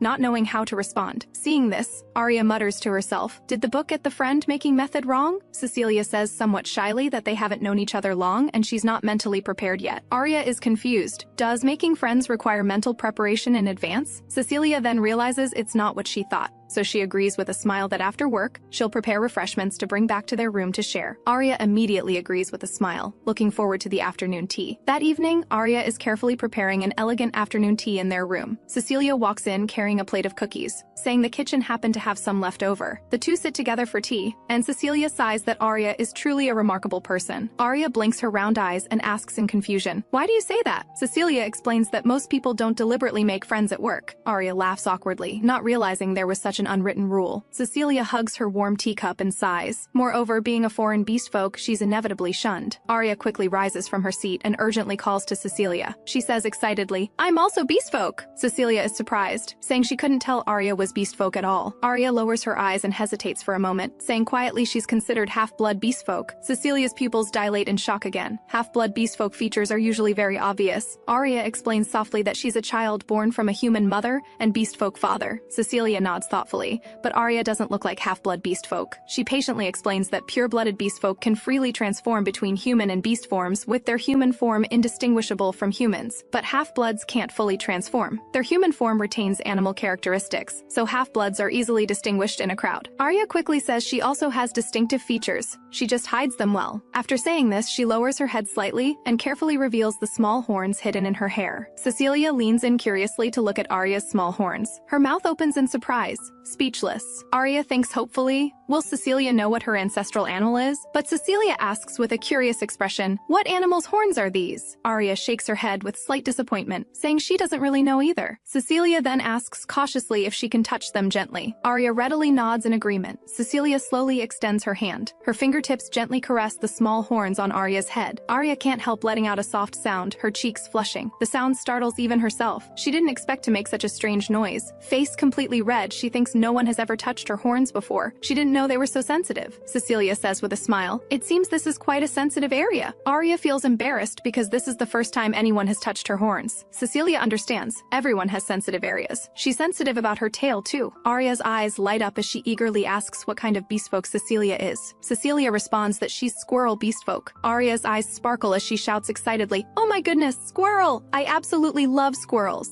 She says hopefully that she'd love to see Cecilia's beast form someday. Arya feels delighted. It's rare for her to make a female friend. This is the first time besides Leon that she's talked to someone for so long about personal things. On the other side, in the quiet East Wing, Cade looks at the excessively quiet environment, feeling it somewhat abnormal and eerie. He cautiously suggests they should sneak in first and observe the situation. But Leon responds calmly, "No, I think we arrived right on time." Cade looks confused. At this moment, Leon turns his head and gestures toward the distance. "Look, someone's already coming to greet us." Cade turns to look and indeed sees two people in black walking toward them. The newcomer sneers sinisterly. "We really caught big fish. Besides that foolish girl, there are two more." Cade steps forward and demands, "Who are you?" The person responds contemptuously, "Spy's about to die, don't need to know who I am." On the other side, Arya finally wakes up and finds her surroundings unfamiliar and cold. Suddenly, a rough, unfamiliar voice sounds. "You're finally awake!" The person greets her with a sinister smile. "Hello there, little beauty. Did you sleep well?" Arya freezes in shock, discovering cold chains around her neck. She demands warily, "Who are you?" The person sneers back. I was going to ask you the same thing. He roughly grabs Arya's face and demands viciously, "Who are you? Why did you dare snoop around our territory?" Arya is frightened by his fierce demeanor, thinking how terrifying this is. Her feet are also locked in heavy chains. She thinks frantically, where is this place? Arya suddenly thinks of Cecilia, worrying if she was also harmed and captured, so she urgently asks where Cecilia is. The person's expression changes slightly upon hearing Cecilia's name. He then shouts toward a dark corner, "Hey, she's looking for you," signaling Cecilia to come out. Cecilia slowly emerges from the shadows. Arya is instantly shocked upon seeing her, her entire body freezing. She asks in a trembling voice, unable to believe it, "Cecilia, are you one of them too?" Cecilia remains silent, her expression so cold it's impossible to read. The villain mocks triumphantly, "Don't you get it? The one who brought you here is this traitor, Cecilia." Arya is too shocked to speak, her heart feeling like it's being viciously squeezed. She never imagined the friend she trusted would betray her. The person checks his pocket watch and says time's up. They can't delay any longer. After saying this, he roughly grabs Arya and says harshly they need to go. They then arrive at an auction hall where nobles specifically auction illegal goods. The auction hall is crowded with nobles looking expectant, waiting for the auction. The auctioneer delivers an enthusiastic speech, thanking the distinguished guests attending the underground auction. The auctioneer announces, "Now please allow me to introduce today's first item." Inside the dark, damp auction hall warehouse, Arya is firmly shackled with heavy iron chains. The villain informs Arya that she's today's grand finale item. Thinking about being auctioned off, Arya feels utterly desperate. She's filled with regret. She insisted on coming along, and now it's come to this. Arya thinks helplessly about what to do next. Leon must be worried about her. Suddenly she hears a faint sound nearby, like something heavy falling. The villain from just now has collapsed beside her, motionless. Arya thinks fearfully, what's going on? Just as she's about to look, she hears a familiar, gentle voice softly calling her. It's Leon! She turns around in delighted surprise, about to speak. When Leon quickly covers her mouth, his movements gentle but urgent. He gestures for her not to make a sound. The moment she sees Leon, Arya's grievances surge up. Unable to hold back anymore, she throws herself into Leon's arms, crying loudly. Leon is somewhat at a loss seeing this. Arya's body trembles as she chokes out, "Leon, I was so scared." Leon quickly strokes her back gently and responds tenderly, "It's okay now. I'm here." Leon's embrace is exceptionally warm and reassuring. Arya's body gradually stops trembling. She calms down and thinks shyly about how to pull away. At this moment, Leon asks gently, "Arya, are you feeling better now?" Arya's cheeks flush as she quickly moves away from his embrace. She says with a smile, "I'm better now. Thank you for comforting me, Leon." She asks curiously, "How did you find this place?" And so quickly, Leon is about to answer when a voice interrupts them. A black cat suddenly speaks up. "Excuse me, are you two done? Let's get moving." Arya is utterly shocked. Where did this cat come from? And it can talk. Leon responds helplessly, "I know, Cade." Arya gasps, "That's Cade?" She suddenly realizes, this is a beast folk's animal form. Cade is cat beast folk. Leon explains that thanks to Cade's help, they were able to easily break in here. Cade urgently reminds them that magical explosives are planted everywhere. They need to leave quickly. Arya is shocked. "There are explosives hidden here." Cade nods. "These explosives detonate on signal. It looks like we can't catch them all in one net." Hearing this, Arya's eyes suddenly light up. She thinks of a brilliant escape plan. She says to them excitedly, "I have an idea!" The two people in one cat huddle together and conspire in hushed voices. They act immediately. Arya gets up and runs off. She rushes straight onto the bustling auction stage. She shouts to the crowd below, "Something terrible is happening!" The guests immediately start stirring, discussing what's happening. Arya continues shouting urgently, "The warehouse is about to explode! Everyone run!" Her cry triggers another wave of commotion. But clearly no one will believe a little girl's word alone. The guests discuss amongst themselves, curious about who this girl who suddenly burst out is. The auctioneer's eyes widen in fury as he grabs her hand, demanding, "How did you escape? And how do you know about the explosives?" Arya feigns composure and responds defiantly, "None of your business how I know." The next second, a loud explosion sounds behind them. Both turn to look in fright, their faces instantly pale. Arya mutters to herself, "Even though it's a fake explosion, it's incredibly realistic." The guests are terrified out of their wits, screaming that it's collapsing and flee toward the exit in panic. Arya rejoices inwardly. The plan succeeded. Using the fake explosion to herd people toward the exit, Leon walks out from the warehouse and asks with concern if Arya is all right. The auctioneer glares at Leon, demanding, "Who are you? Did you do this?" Leon completely ignores his shouting and walks straight toward Arya. The auctioneer shouts in exasperation, "What are you doing? Answer me!" Without a word, Leon gently pulls Arya into his arms protectively. He says coldly to the auctioneer, How can you treat her so roughly? The auctioneer becomes even angrier at being rebuked, but Leon continues to ignore him. Leon looks down and earnestly asks if Arya is hurt. Arya shakes her head with a flushed face, indicating she's fine. Leon sighs in relief, saying that's wonderful, seeing both of them so completely ignoring his existence. The auctioneer shouts furiously for the guards to come and arrest them both immediately. A large group of black-clad guards instantly surrounds them, menacingly blocking their way. The auctioneer snarls viciously, "Don't think you're leaving here alive today!" Arya is confused. Leon's matter? What did he ask her to do? Damien explains it's after Arya rescues the Duke from the royal family's grasp. Arya is shocked. Rescue? What is Damien talking about? She doesn't understand at all. Damien thinks, what? Arya doesn't know about this? Damien sighs, saying she's truly pitiful. So Arya has been kept in the dark all this time. Arya urgently presses, what? Tell her clearly. Damien lets out a cold laugh. So that Leonardo guy just treats you as a tool? Arya completely freaks out. What is this person talking about? What contract tool? Damien slowly explains that in the Duke's heart is carved a royal contract called Eternal Binding, and the Duke is trying to unilaterally break this contract. He emphasizes that Arya is the only person in the entire empire who can do this, because only sacred healing power can break this curse, and all healers belong to the temple. The temple won't help Leonardo unless they want to antagonize the royal family. He concludes that this is precisely why the Duke wants to use Arya, who doesn't belong to the temple. Damien mocks Arya. Leon didn't even tell her this, and has been playing her for a fool. After hearing this, Arya is delighted. What? So she's this important to Leon? Damien laughs and leans closer. It seems you're not simple either. More troublesome than I thought. Arya is frightened and asks in confusion what he means. She's completely lost, but Damien doesn't answer, instead saying he's even more interested in Arya now, though he has advice for her. He reminds Arya to choose which side to stand on in advance. She must think carefully before acting. After Damien leaves, Arya huddles in a corner, her legs weak and unable to move. It's too terrifying. She murmurs Leon's name, not understanding why he never mentioned the curse. Arya is full of regret. If she'd known earlier, she definitely would have studied magic harder. She thinks. She clearly wanted to become someone helpful to Leon. At this moment, Cade in cat form finds her, meowing that he found her. He asks Arya in confusion why she's crouching alone in this kind of place. Arya shouts with teary eyes in delight, Cade! Cade asks in panic what's wrong. Did the princess make things difficult for her? Arya remains silent. She just reaches out and picks up Cade in cat form. She then lifts the kitten high, her eyes full of joy. Cade blushes and shouts, You!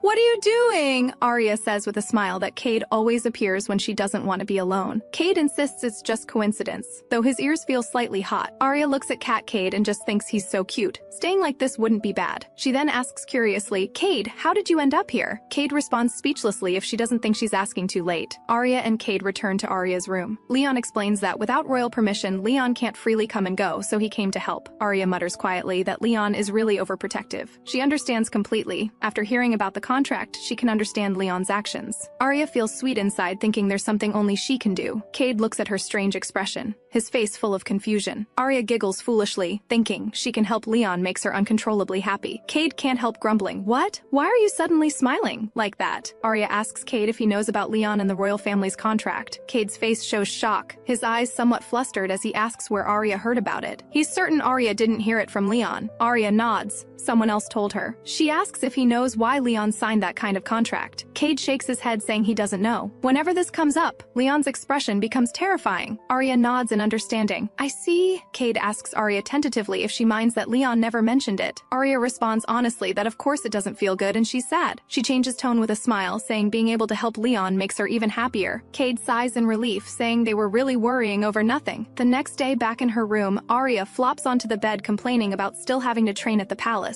Cade reminds her from the side that she's the one who wants to work hard to break the curse. He rarely praises Arya, saying she's already doing very well with great progress. Arya is surprised Cade would praise her for the first time ever. She then casually reaches out to pat his cat head, thanking him with a smile. Cade's cheeks flush slightly. He's still not used to Arya treating him this way. At this moment, Arya suggests, let's sleep together. Sleeping on the sofa might give you a cold. Cade's face instantly reddens. He bristles and shouts, don't talk nonsense just because I'm a cat. I'm male. Arya apologizes embarrassedly. Sorry. Cade sits on the sofa awkwardly, his cheeks red and heart pounding wildly. In the princess's palace, Lady-in-Waiting Lillian has finished investigating and returned to report. Serafina asks Lady-in-Waiting Lillian how the investigation into the Duke is progressing. Lady-in-Waiting Lillian hands over a document, telling Serafina to look at this first. Serafina is surprised upon seeing the document. Isn't this the record of the Viscount Grayson incident from 6 years ago? Lillian explains this happened 6 years ago, right when the Duke took in the child. Serafina is puzzled. What's the connection? Wasn't this family wiped out by him? Lillian adds that soldiers checking the bodies said a child's body was missing. Apparently the Viscount had an adopted daughter. No body found, no whereabouts. Serafina realizes, could that child be Arya? She lets out a cold laugh. It's time to summon Leonardo to the palace. Early the next morning, knocking sounds at Arya's room. She pokes her head out from under the covers, wondering who it is. The next second, her door opens and a large group of ladies in waiting flood in. They take Arya to wash up immediately, explaining Princess Serafina invites her to breakfast. Please prepare quickly. After washing up, Arya grumbles inwardly. Preparing this early? After getting ready, Arya lies on the bed sighing about having a private audience so early. Kate responds while eating breakfast nearby. You've got it tough. Arya wonders why Serafina insists on learning about Leon through her. Kate analyzes that Leon probably refuses to get engaged, so Serafina wants to use her to find weaknesses. Arya is curious why she'd choose Leon. What's special about him? Then she feels secretly relieved, but Leon won't get engaged. That's great. Kate reminds Arya not to let her guard down. Serafina wants to use her to keep Leon. After going out, Arya comes to the royal courtyard to stroll slowly, enjoying the rare freedom. She lets her imagination wander as if she's become a princess, feeling very cheerful. But she hasn't walked far when she encounters the real princess, Serafina. Upon seeing her, Serafina tells the ladies in waiting behind her to withdraw. She asks Arya how she got from the side palace courtyard to the central courtyard. Arya says embarrassedly she's not sure herself. She just ended up here while walking. Serafina explains there's a guest visiting today, so she deliberately delayed the tea party. Arya is puzzled. Guest? Serafina says with a smile she invited Duke Leonardo. He'll arrive soon. Hearing this, Arya musters courage. Your Highness, may I ask you a question? Serafina responds readily. What question? Arya asks seriously. Why did you choose Leon? Serafina responds frankly that she wants to find someone to rely on in the treacherous palace. It turns out Duke Leonardo is the most suitable choice. Serafina changes the subject, saying she has a question for Arya too. She asks if Arya's feelings for Leonardo are admiration or love. Arya's cheeks instantly flush as she says she does admire Leon. She adds haltingly that although she loves him, their current relationship is also important. She says honestly she's never fantasized about developing any relationship with Leon. As long as she can maintain the status quo, she's already very satisfied. Serafina draws out her words. Oh, I see. Her eyes carry playfulness. She adds, but Arya, your expression right now isn't convincing at all. At this moment, Lillian runs over in panic. Your Highness, something terrible happened. She then whispers something in Serafina's ear. Serafina's expression changes dramatically. How did he return so early? She's about to continue when an unfamiliar voice interrupts. The two turn to look. They see the Crown Prince walking toward them with Leon following behind. The Crown Prince asks with a smile how Serafina has been lately. Serafina grits her teeth after hearing, while Arya beside her wonders, who is this person? After seeing Leon, she's delighted.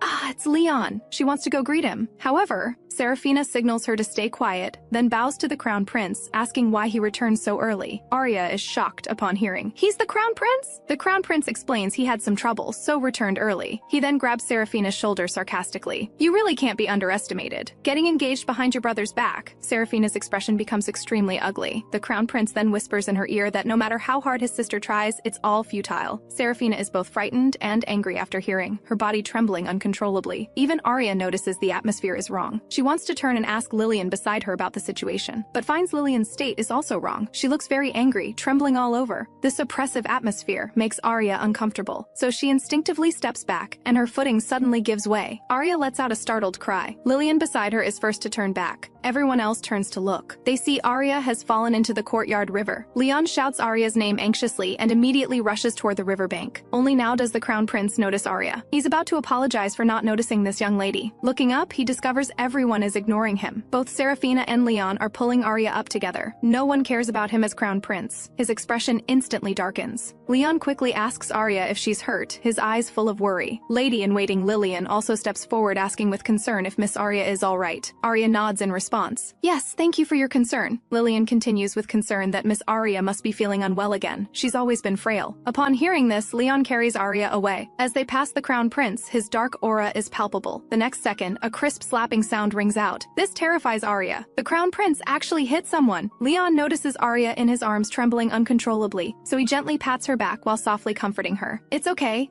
I'm here. Arya nestles in Leon's arms, humming in acknowledgement, her emotions gradually calming. In Arya's room, she's freshened up up and changed into clean, warm clothes. Cade can't help grumbling that they suddenly appeared soaking wet and scared him. Leon explains with a laugh that a small accident happened. Cade looks at Leon and asks if he entered the palace earlier than scheduled. Leon nods. Yes, because I received an urgent summons from the palace. Cade looks at the listless Arya and asks what's wrong with her. At this moment, that slapping sound still echoes in Arya's mind, unable to calm down. Leon notices her mood and praises her. This simple hairstyle really suits you. Arya thinks, Leon is always so gentle. It makes her heart flutter. She just fell for this gentle Leon, nothing more. Arya reflects inwardly that she's now starting to long for more. Arya musters courage and reaches out to grab Leon's hand. She takes Leon's hand and gently places it on her cheek. Both Leon and Cade beside them are stunned, disbelief written all over their faces. Arya looks at Leon with grievance, hoping inwardly he'll look at her differently. Leon stutters her name at this moment, completely unsure how to respond. Arya's brain suddenly short-circuits. She hasn't processed what she just did. She finally realizes, her cheeks instantly turning crimson like a ripe apple. Arya frantically lets go of Leon's hand, wishing she could find a hole to crawl into. At this moment, Serafina suddenly bursts through the door. I'm stuck between a rock and a hard place. She loudly announces that they all must attend Serafina's surprise party. Serafina stares at Leon and asks why his face is so red. How annoying. Leon asks in confusion if Her Highness is drunk, his tone concerned. Serafina responds irritably that she's very sober. She only drank a little. Soon the group begins drinking together. Leon turns to Arya, asking with concern if she's all right. After drinking, Arya exclaims inwardly, her face is starting to burn. Is this the alcohol kicking in? Arya responds with a flushed face. Yes, I'm fine. She then musters courage to speak. Your Highness, where you were hit just now, does it still hurt? Serafina freezes for a moment. She then realizes and responds that she wasn't the one who was hit. Arya recalls the scene. Was it Lillian who was hit? Serafina recalls the Crown Prince's vicious appearance. She then comforts Arya that it's not her fault. Don't take it to heart. Arya says, full of guilt, but if your Highness hadn't protected me then. Serafina immediately responds that it was her mistake. Just a reflex. She explains that guy takes pleasure in destroying her possessions. She can't tolerate it. Leon asks curiously upon hearing this, Your Highness, when you said you wanted to get engaged, was it because of the Crown Prince? Serafina responds honestly. That's right. Why? Decided to get engaged to me after hearing the reason? Arya quickly refuses for him. Leon can't. Only now does Leon notice Arya has drunk an entire bottle of red wine. He sees her continue saying that in that case, why doesn't Her Highness just become emperor? Serafina is somewhat shocked Arya would say such a thing. She then sighs and asks if Arya thinks she'd be any different from him. After hearing this, Arya blinks and thinks.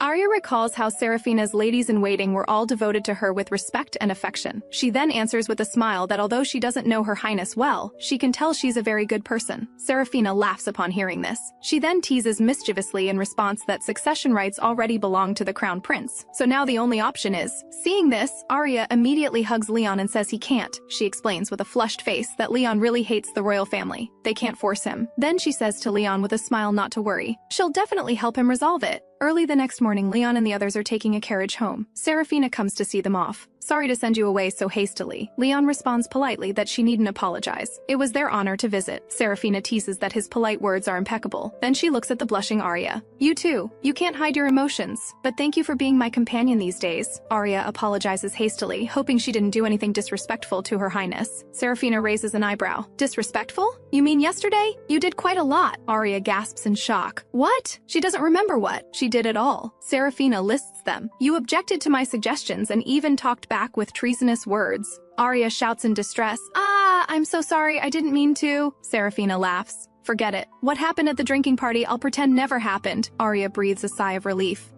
Thank you for your generosity. On the carriage. Arya recalls how she clung to Leon acting spoiled last night. She covers her face, freaking out, not knowing how to face him. Arya mutters to herself that Leon isn't speaking or talking to her. She thinks that although she said it while drunk, she still mustered courage. At this moment, Cade pats her face, telling her not to overthink and just ask directly. He adds that Leon isn't good at showing emotions. She shouldn't wait for him to initiate. So Arya resolves that overthinking is useless, better to ask him directly, just as she's about to speak. Leon calls her first. Arya freezes in panic, not expecting him to speak first. Leon says seriously that after returning to the estate, he has something to tell her. She should come to his room. At Thornbrook Duke's estate, Arya comes to Leon's room. She's extremely nervous. When actually facing him, she's especially anxious. Leon notices Cade across from them. He asks why he's sitting there. Cade explains with a flushed face that he's also a listener. It's better to sit here. Leon nods, then asks Arya how much she knows about his situation. Arya says hesitantly that she knows some things, but she hopes to hear it directly from Leon himself. Arya continues, but no matter what, I'll stand by Leon's side and do anything for you. Leon hesitates, saying he perhaps only brought her back to use her. Arya responds firmly, so what? I actually feel fortunate. Without this ability, I might never have met you, she says with a smile. She's happy to have this ability and happy to help him. Leon reaches out and firmly grasps Arya's hand. He kneels before her and buries his head in her hands. I'm sorry, Arya. Arya hurriedly comforts him, saying it's okay. She tells Leon not to blame himself. Arya reaches out and gently touches his head, saying firmly, I said I'd help you. Leon then looks up with determination and asks her to help him break the curse. That evening, Cade questions Leon about why he didn't say Arya was from the Grayson family. Leon explains that Cade didn't like Arya then. It wasn't appropriate to bring up. Cade counters that he had chances afterward, and he also didn't mention her ability. Leon looks somewhat embarrassed, saying he was negligent and couldn't find the right timing to tell. Cade sighs, saying he understands but still feels unhappy about it. He speculates that Arya was likely abused in that family. Leon asks with a smile what would make him stop being upset. Cade thinks for a moment and compromises with a question. Doesn't he plan to accept Arya's feelings? Leon says he's not qualified to accept her feelings. After she's seen the wider world, her thoughts might change. Cade grumbles that he sounds like someone speaking from bitter experience.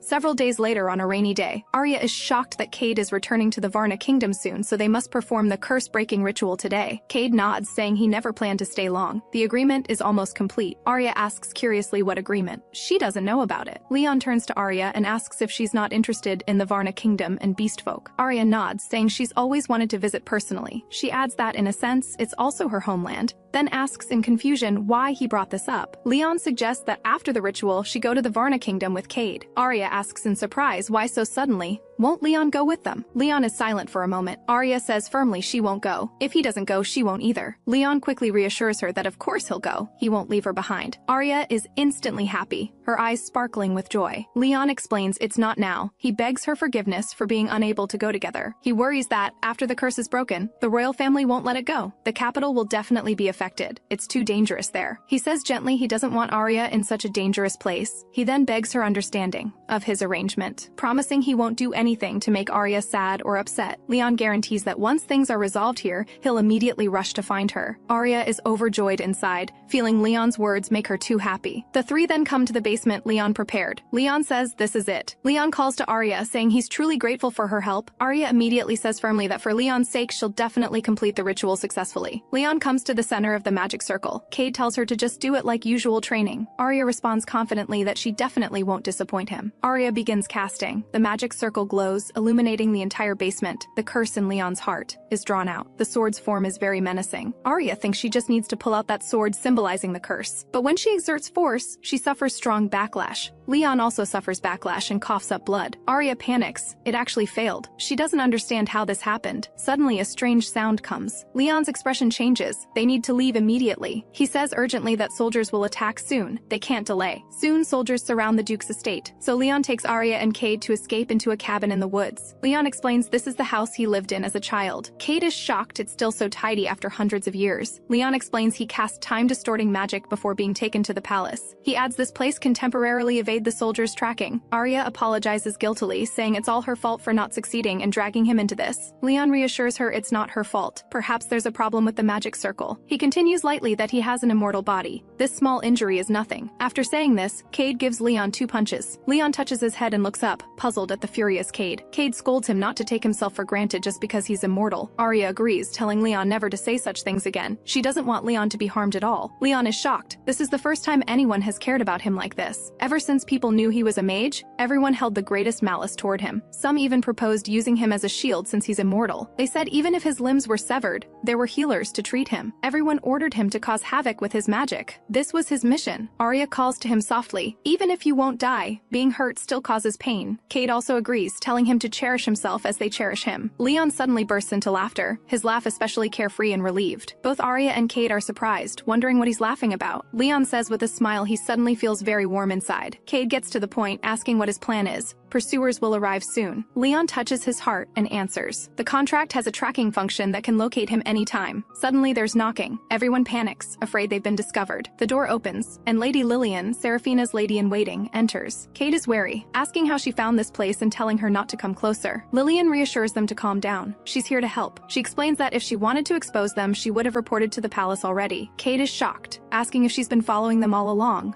Lillian openly admits otherwise she couldn't have found this place. She then remarks their friendship is touching. Cade tells her embarrassedly to be quiet. Lillian becomes serious, saying she came specifically on Serafina's orders to help. So everyone follows Lillian into an underground passage. She explains the castle is under lockdown. Lillian explains Her Highness can't get away, so she sent her to help. Leon asks why the princess is helping them. Lillian responds that Her Highness wants her own power base and needs reliable allies. Lillian relays Serafina's words. He owes her a huge favor. Don't forget to repay it. Arya's heart races upon hearing this. With a premonition she might never see Leon again. Leon notices her abnormality. He grips her hand, telling her not to overthink. At this moment, Lillian ahead stops, saying they've arrived. Someone calls to her from ahead. The person's short white hair is strikingly beautiful. Lillian introduces him as Holy Son Demeter of the Temple. She adds that Demeter is providing a place to help them escape tracking. Arya is surprised. She didn't expect their helper to be a temple priest. The person smiles, telling them to call him Demeter. He says the army can hardly enter the temple. They can hide here for a while. Demeter looks at Leon, saying he seems familiar, like he's seen him somewhere. Arya grumbles inwardly that this sounds like a pickup line from books. She sees Demeter lean closer to Leon. She immediately exclaims inwardly, "Don't get too close." So she quickly diverts their attention, shouting that it's amazing Demeter recognized Leon's identity at a glance. Demeter laughs lightly that his title as Holy Son isn't just for show, Miss Arya. Arya is shocked that Demeter even knows her name, and that he's male. Demeter also looks at Cade, calling him Cat Sir over there. Before long, Leon begins drawing the magic circle again. Arya and the others wait to the side. Arya stares at Demeter and musters courage to call, "Lord Demeter." She asks if Demeter can see through Cade's identity. Can he tell what beast folk she is? Demeter thinks for a moment. He suddenly says in shock, "You're actually beast folk?" He says in disbelief that he only senses human soul fluctuations from her. Arya says urgently she really is beast folk. She's not lying. Demeter turns to Lillian, asking if she already knew this. Lillian nods, saying a palace maid once told her Arya has horns. Arya is annoyed. She clearly promised not to mention it to anyone. Demeter leans close to Arya,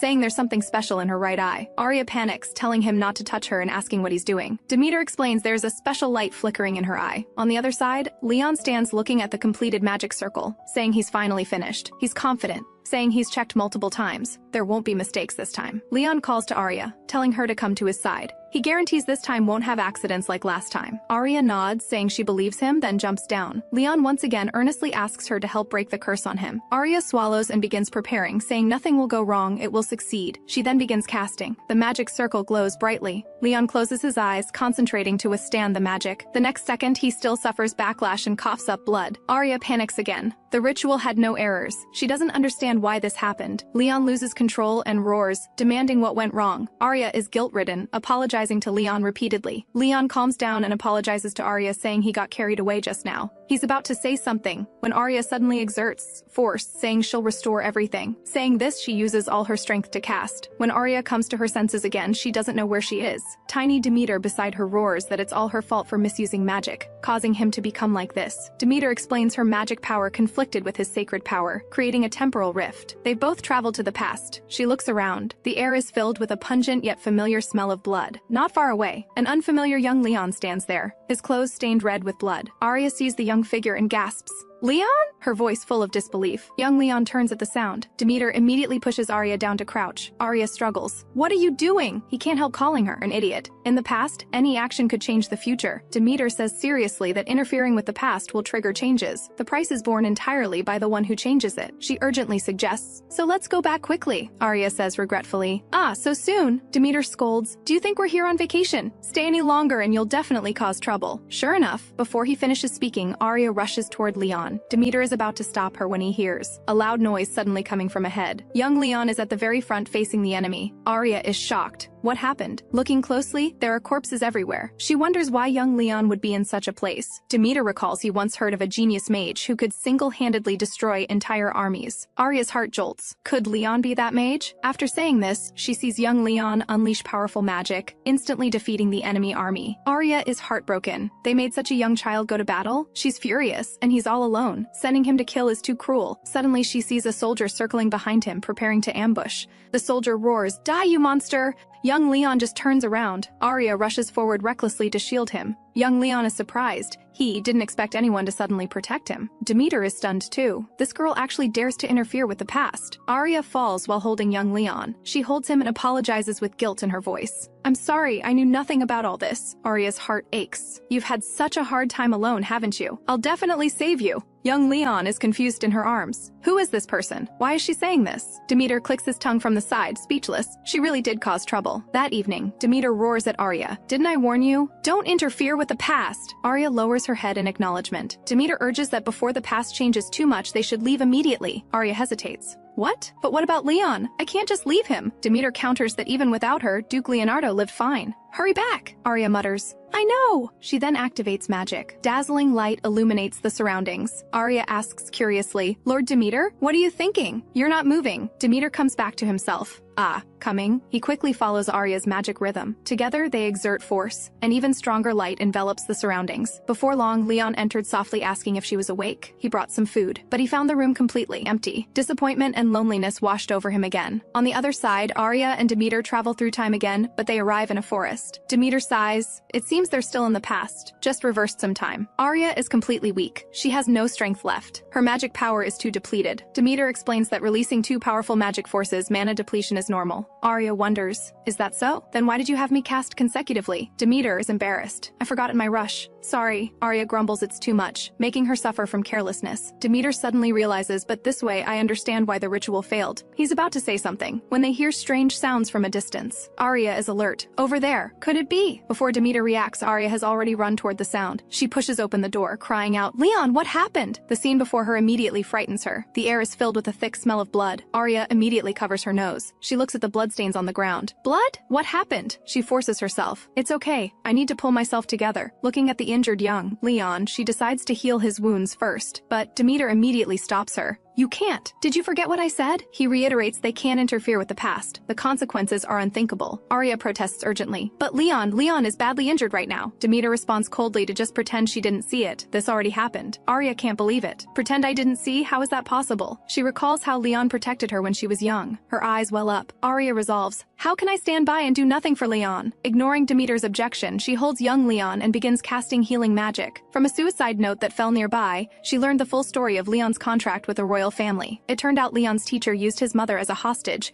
and sold him to the royal family. As payment, the royal family had the crown prince engaged to Leon's teacher's daughter. Leon's mother thought if she died, her son could escape the contract's binding. Arya looks at her trembling hands. She still hasn't recovered from yesterday's shock. Demeter comes over and grumbles helplessly that she's really meddlesome. He looks Arya over, quite strong, digging graves and burying bodies alone. Arya laughs embarrassedly. Hee, I don't have many strengths, just physical strength. She asks worriedly, how is Leon now? Demeter responds that he's sleeping soundly. His wounds healed, but the mental trauma is hard to erase. Arya sighs in relief. That's good. At least it wasn't for nothing, Demeter warns. You're really an idiot. I can't help you with the price of meddling in the past. He then begins casting. A faint glow emanates from his palm. Arya's body finally stops trembling. Demeter explains, 5 days at most. Leave by then. Arya is excited upon hearing this. She grasps him with both hands and thanks. Lord Demeter, thank you. Demeter struggles hastily. Let go of me first. Arya asks curiously why Lord Demeter became like this. Demeter says helplessly that unlike her, only part of his soul traveled through. At this moment, a rough shout comes from the distance. Brat! Get out here! Two people approach arrogantly. The one-eyed man in front notices Arya. What's this? Why is there a strange girl? Arya says nervously. Please go back. The one-eyed man sneers.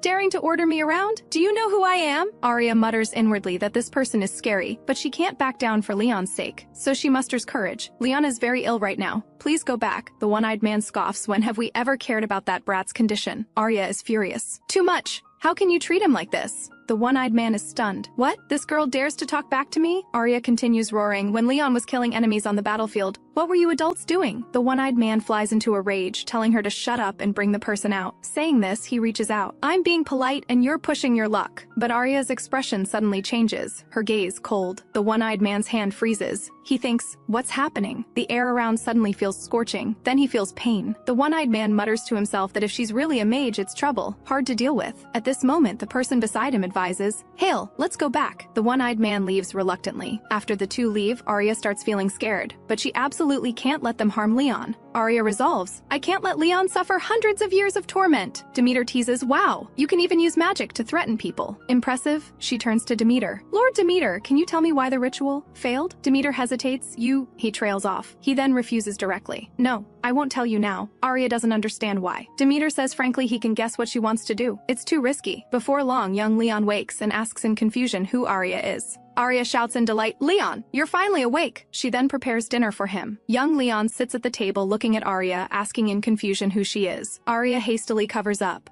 I'm just a passerby. Leon says he feels like he's seen her somewhere. Arya explains anxiously she heard a loud noise while passing by and rushed over. Leon nods in half understanding. Ah, I see. He then becomes sad again. Seeing this, Arya begins comforting him. She says softly, I was once like you, experiencing lonely moments. After my mother died, I was alone and felt very lost. But afterward, many important and meaningful encounters happened. Leon looks up, asking seriously, are you happy now? Arya nods with a smile. Of course. I'm very happy now, she urges him. So finish your meal and cheer up. Leon looks at the food in the bowl, thinking for a moment. He tries a bite. Unexpectedly, as soon as it enters his mouth, he can't help vomiting. The next day, Arya is drying bedding in the yard. She feels fortunate. Thankfully, she worked as a maid and has experience with these chores. Demeter grumbles from the side that she's quite relaxed, not anxious to return at all. Arya realizes suddenly, oh my, Leon must be worried about me. Demeter says helplessly she really hasn't been paying attention to that side at all. Arya argues that if she resolves things here, it might help future Leon. Before long, Arya starts helping Leon comb his hair. Leon asks curiously why she calls him Leon. His name is Leonardo. Arya thinks quickly and says the name Leon sounds cute and affectionate. Leon says shyly he likes this name very much. He then says seriously,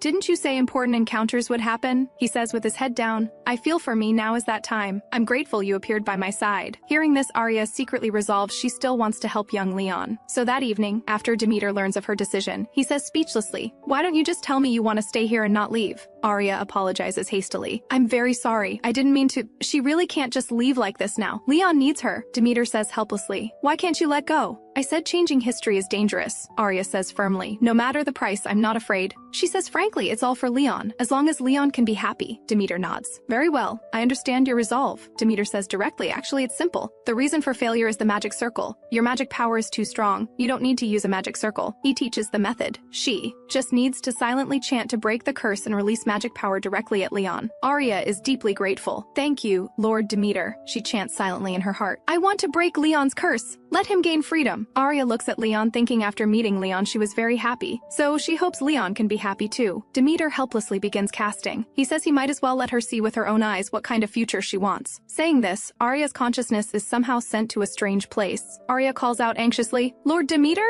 But there's no response. She looks around, wondering if this is the imperial capital, but it's somewhat different. She begins instinctively searching for Leon. At this moment, Cade passes by her. Then Leon appears in her view. He's still the way she remembers. Arya is overjoyed. She quickly steps forward, wanting to pat Leon's shoulder, but her hand goes straight through. She's shocked. Can't touch Leon? Has she become transparent? The two begin chatting, saying the Viscount Grayson case is too troublesome. Arya's heart tightens. Didn't this happen when she was young? Arya's entire body feels cold. Could it be that in this world she's already dead? She's devastated. Leon will never look at her with gentle eyes again. Arya desperately shouts, I'm here! Leon, look at me! But Leon has no reaction. Arya realizes in despair that Leon can't see her. She shouts again, Leon, I'm here! After shouting, tears well up in her eyes. Leon seems to sense something. He looks back in confusion. Cade asks, what's wrong? Leon shakes his head. Nothing. Probably just my imagination. Arya awakens in a breakdown. No, I don't want to disappear. Demeter's voice comes. I don't know what you saw there. If you still want that kind of future, I won't stop you. Arya covers her face, sobbing. I love Leon so much, so why can't I save him? Demeter comforts. It's precisely because you love him that it's so painful. He says earnestly that unconditional self-sacrifice for happiness isn't necessarily right. Demeter suggests, you can choose to find happiness together with him. Arya is stunned. Together? Be happy together with Leon? Demeter explains. When designing Leon's happy future, include yourself, Arya realizes suddenly, nodding vigorously. She then says, thank you, Lord Demeter. I understand. Demeter sighs in relief. Good that you understand. Didn't waste my breath. He then looks toward Leon still sleeping on the bed. Demeter ponders for a moment. He then casts sealing magic on Leon. He explains, to reduce impact on the future, I've sealed his memories of you. He adds, I hope this will lessen the price you bear. Arya is touched. Why are you helping me to this extent? Demeter answers with a smile. Though you're a bit annoying, you're not dislikable. Arya is immediately moved and thanks him. In the real world, soldiers have arrived at the temple gates. Arya returns to the real world. Leon is looking at her with a puzzled expression. Lillian murmurs to herself that she only remembers seeing a flash of light. Leon comes over delighted and grabs her. Arya, you're finally awake! He asks nervously if she's hurt anywhere. Arya is delighted. Leon didn't forget her. She sits down with a thud, relief washing over her. She covers her face, crying. I'm fine, her voice trembling. The next second, Leon pulls her into his arms, patting her back to comfort her. He apologizes guiltily. Sorry, making you try twice. Were you scared? Arya sobs softly in Leon's arms, her emotions gradually calming. She then resolves and musters courage to confess. I love you, Leon. After saying this, she gets up and kisses Leon's lips. This is the magic that can break the curse.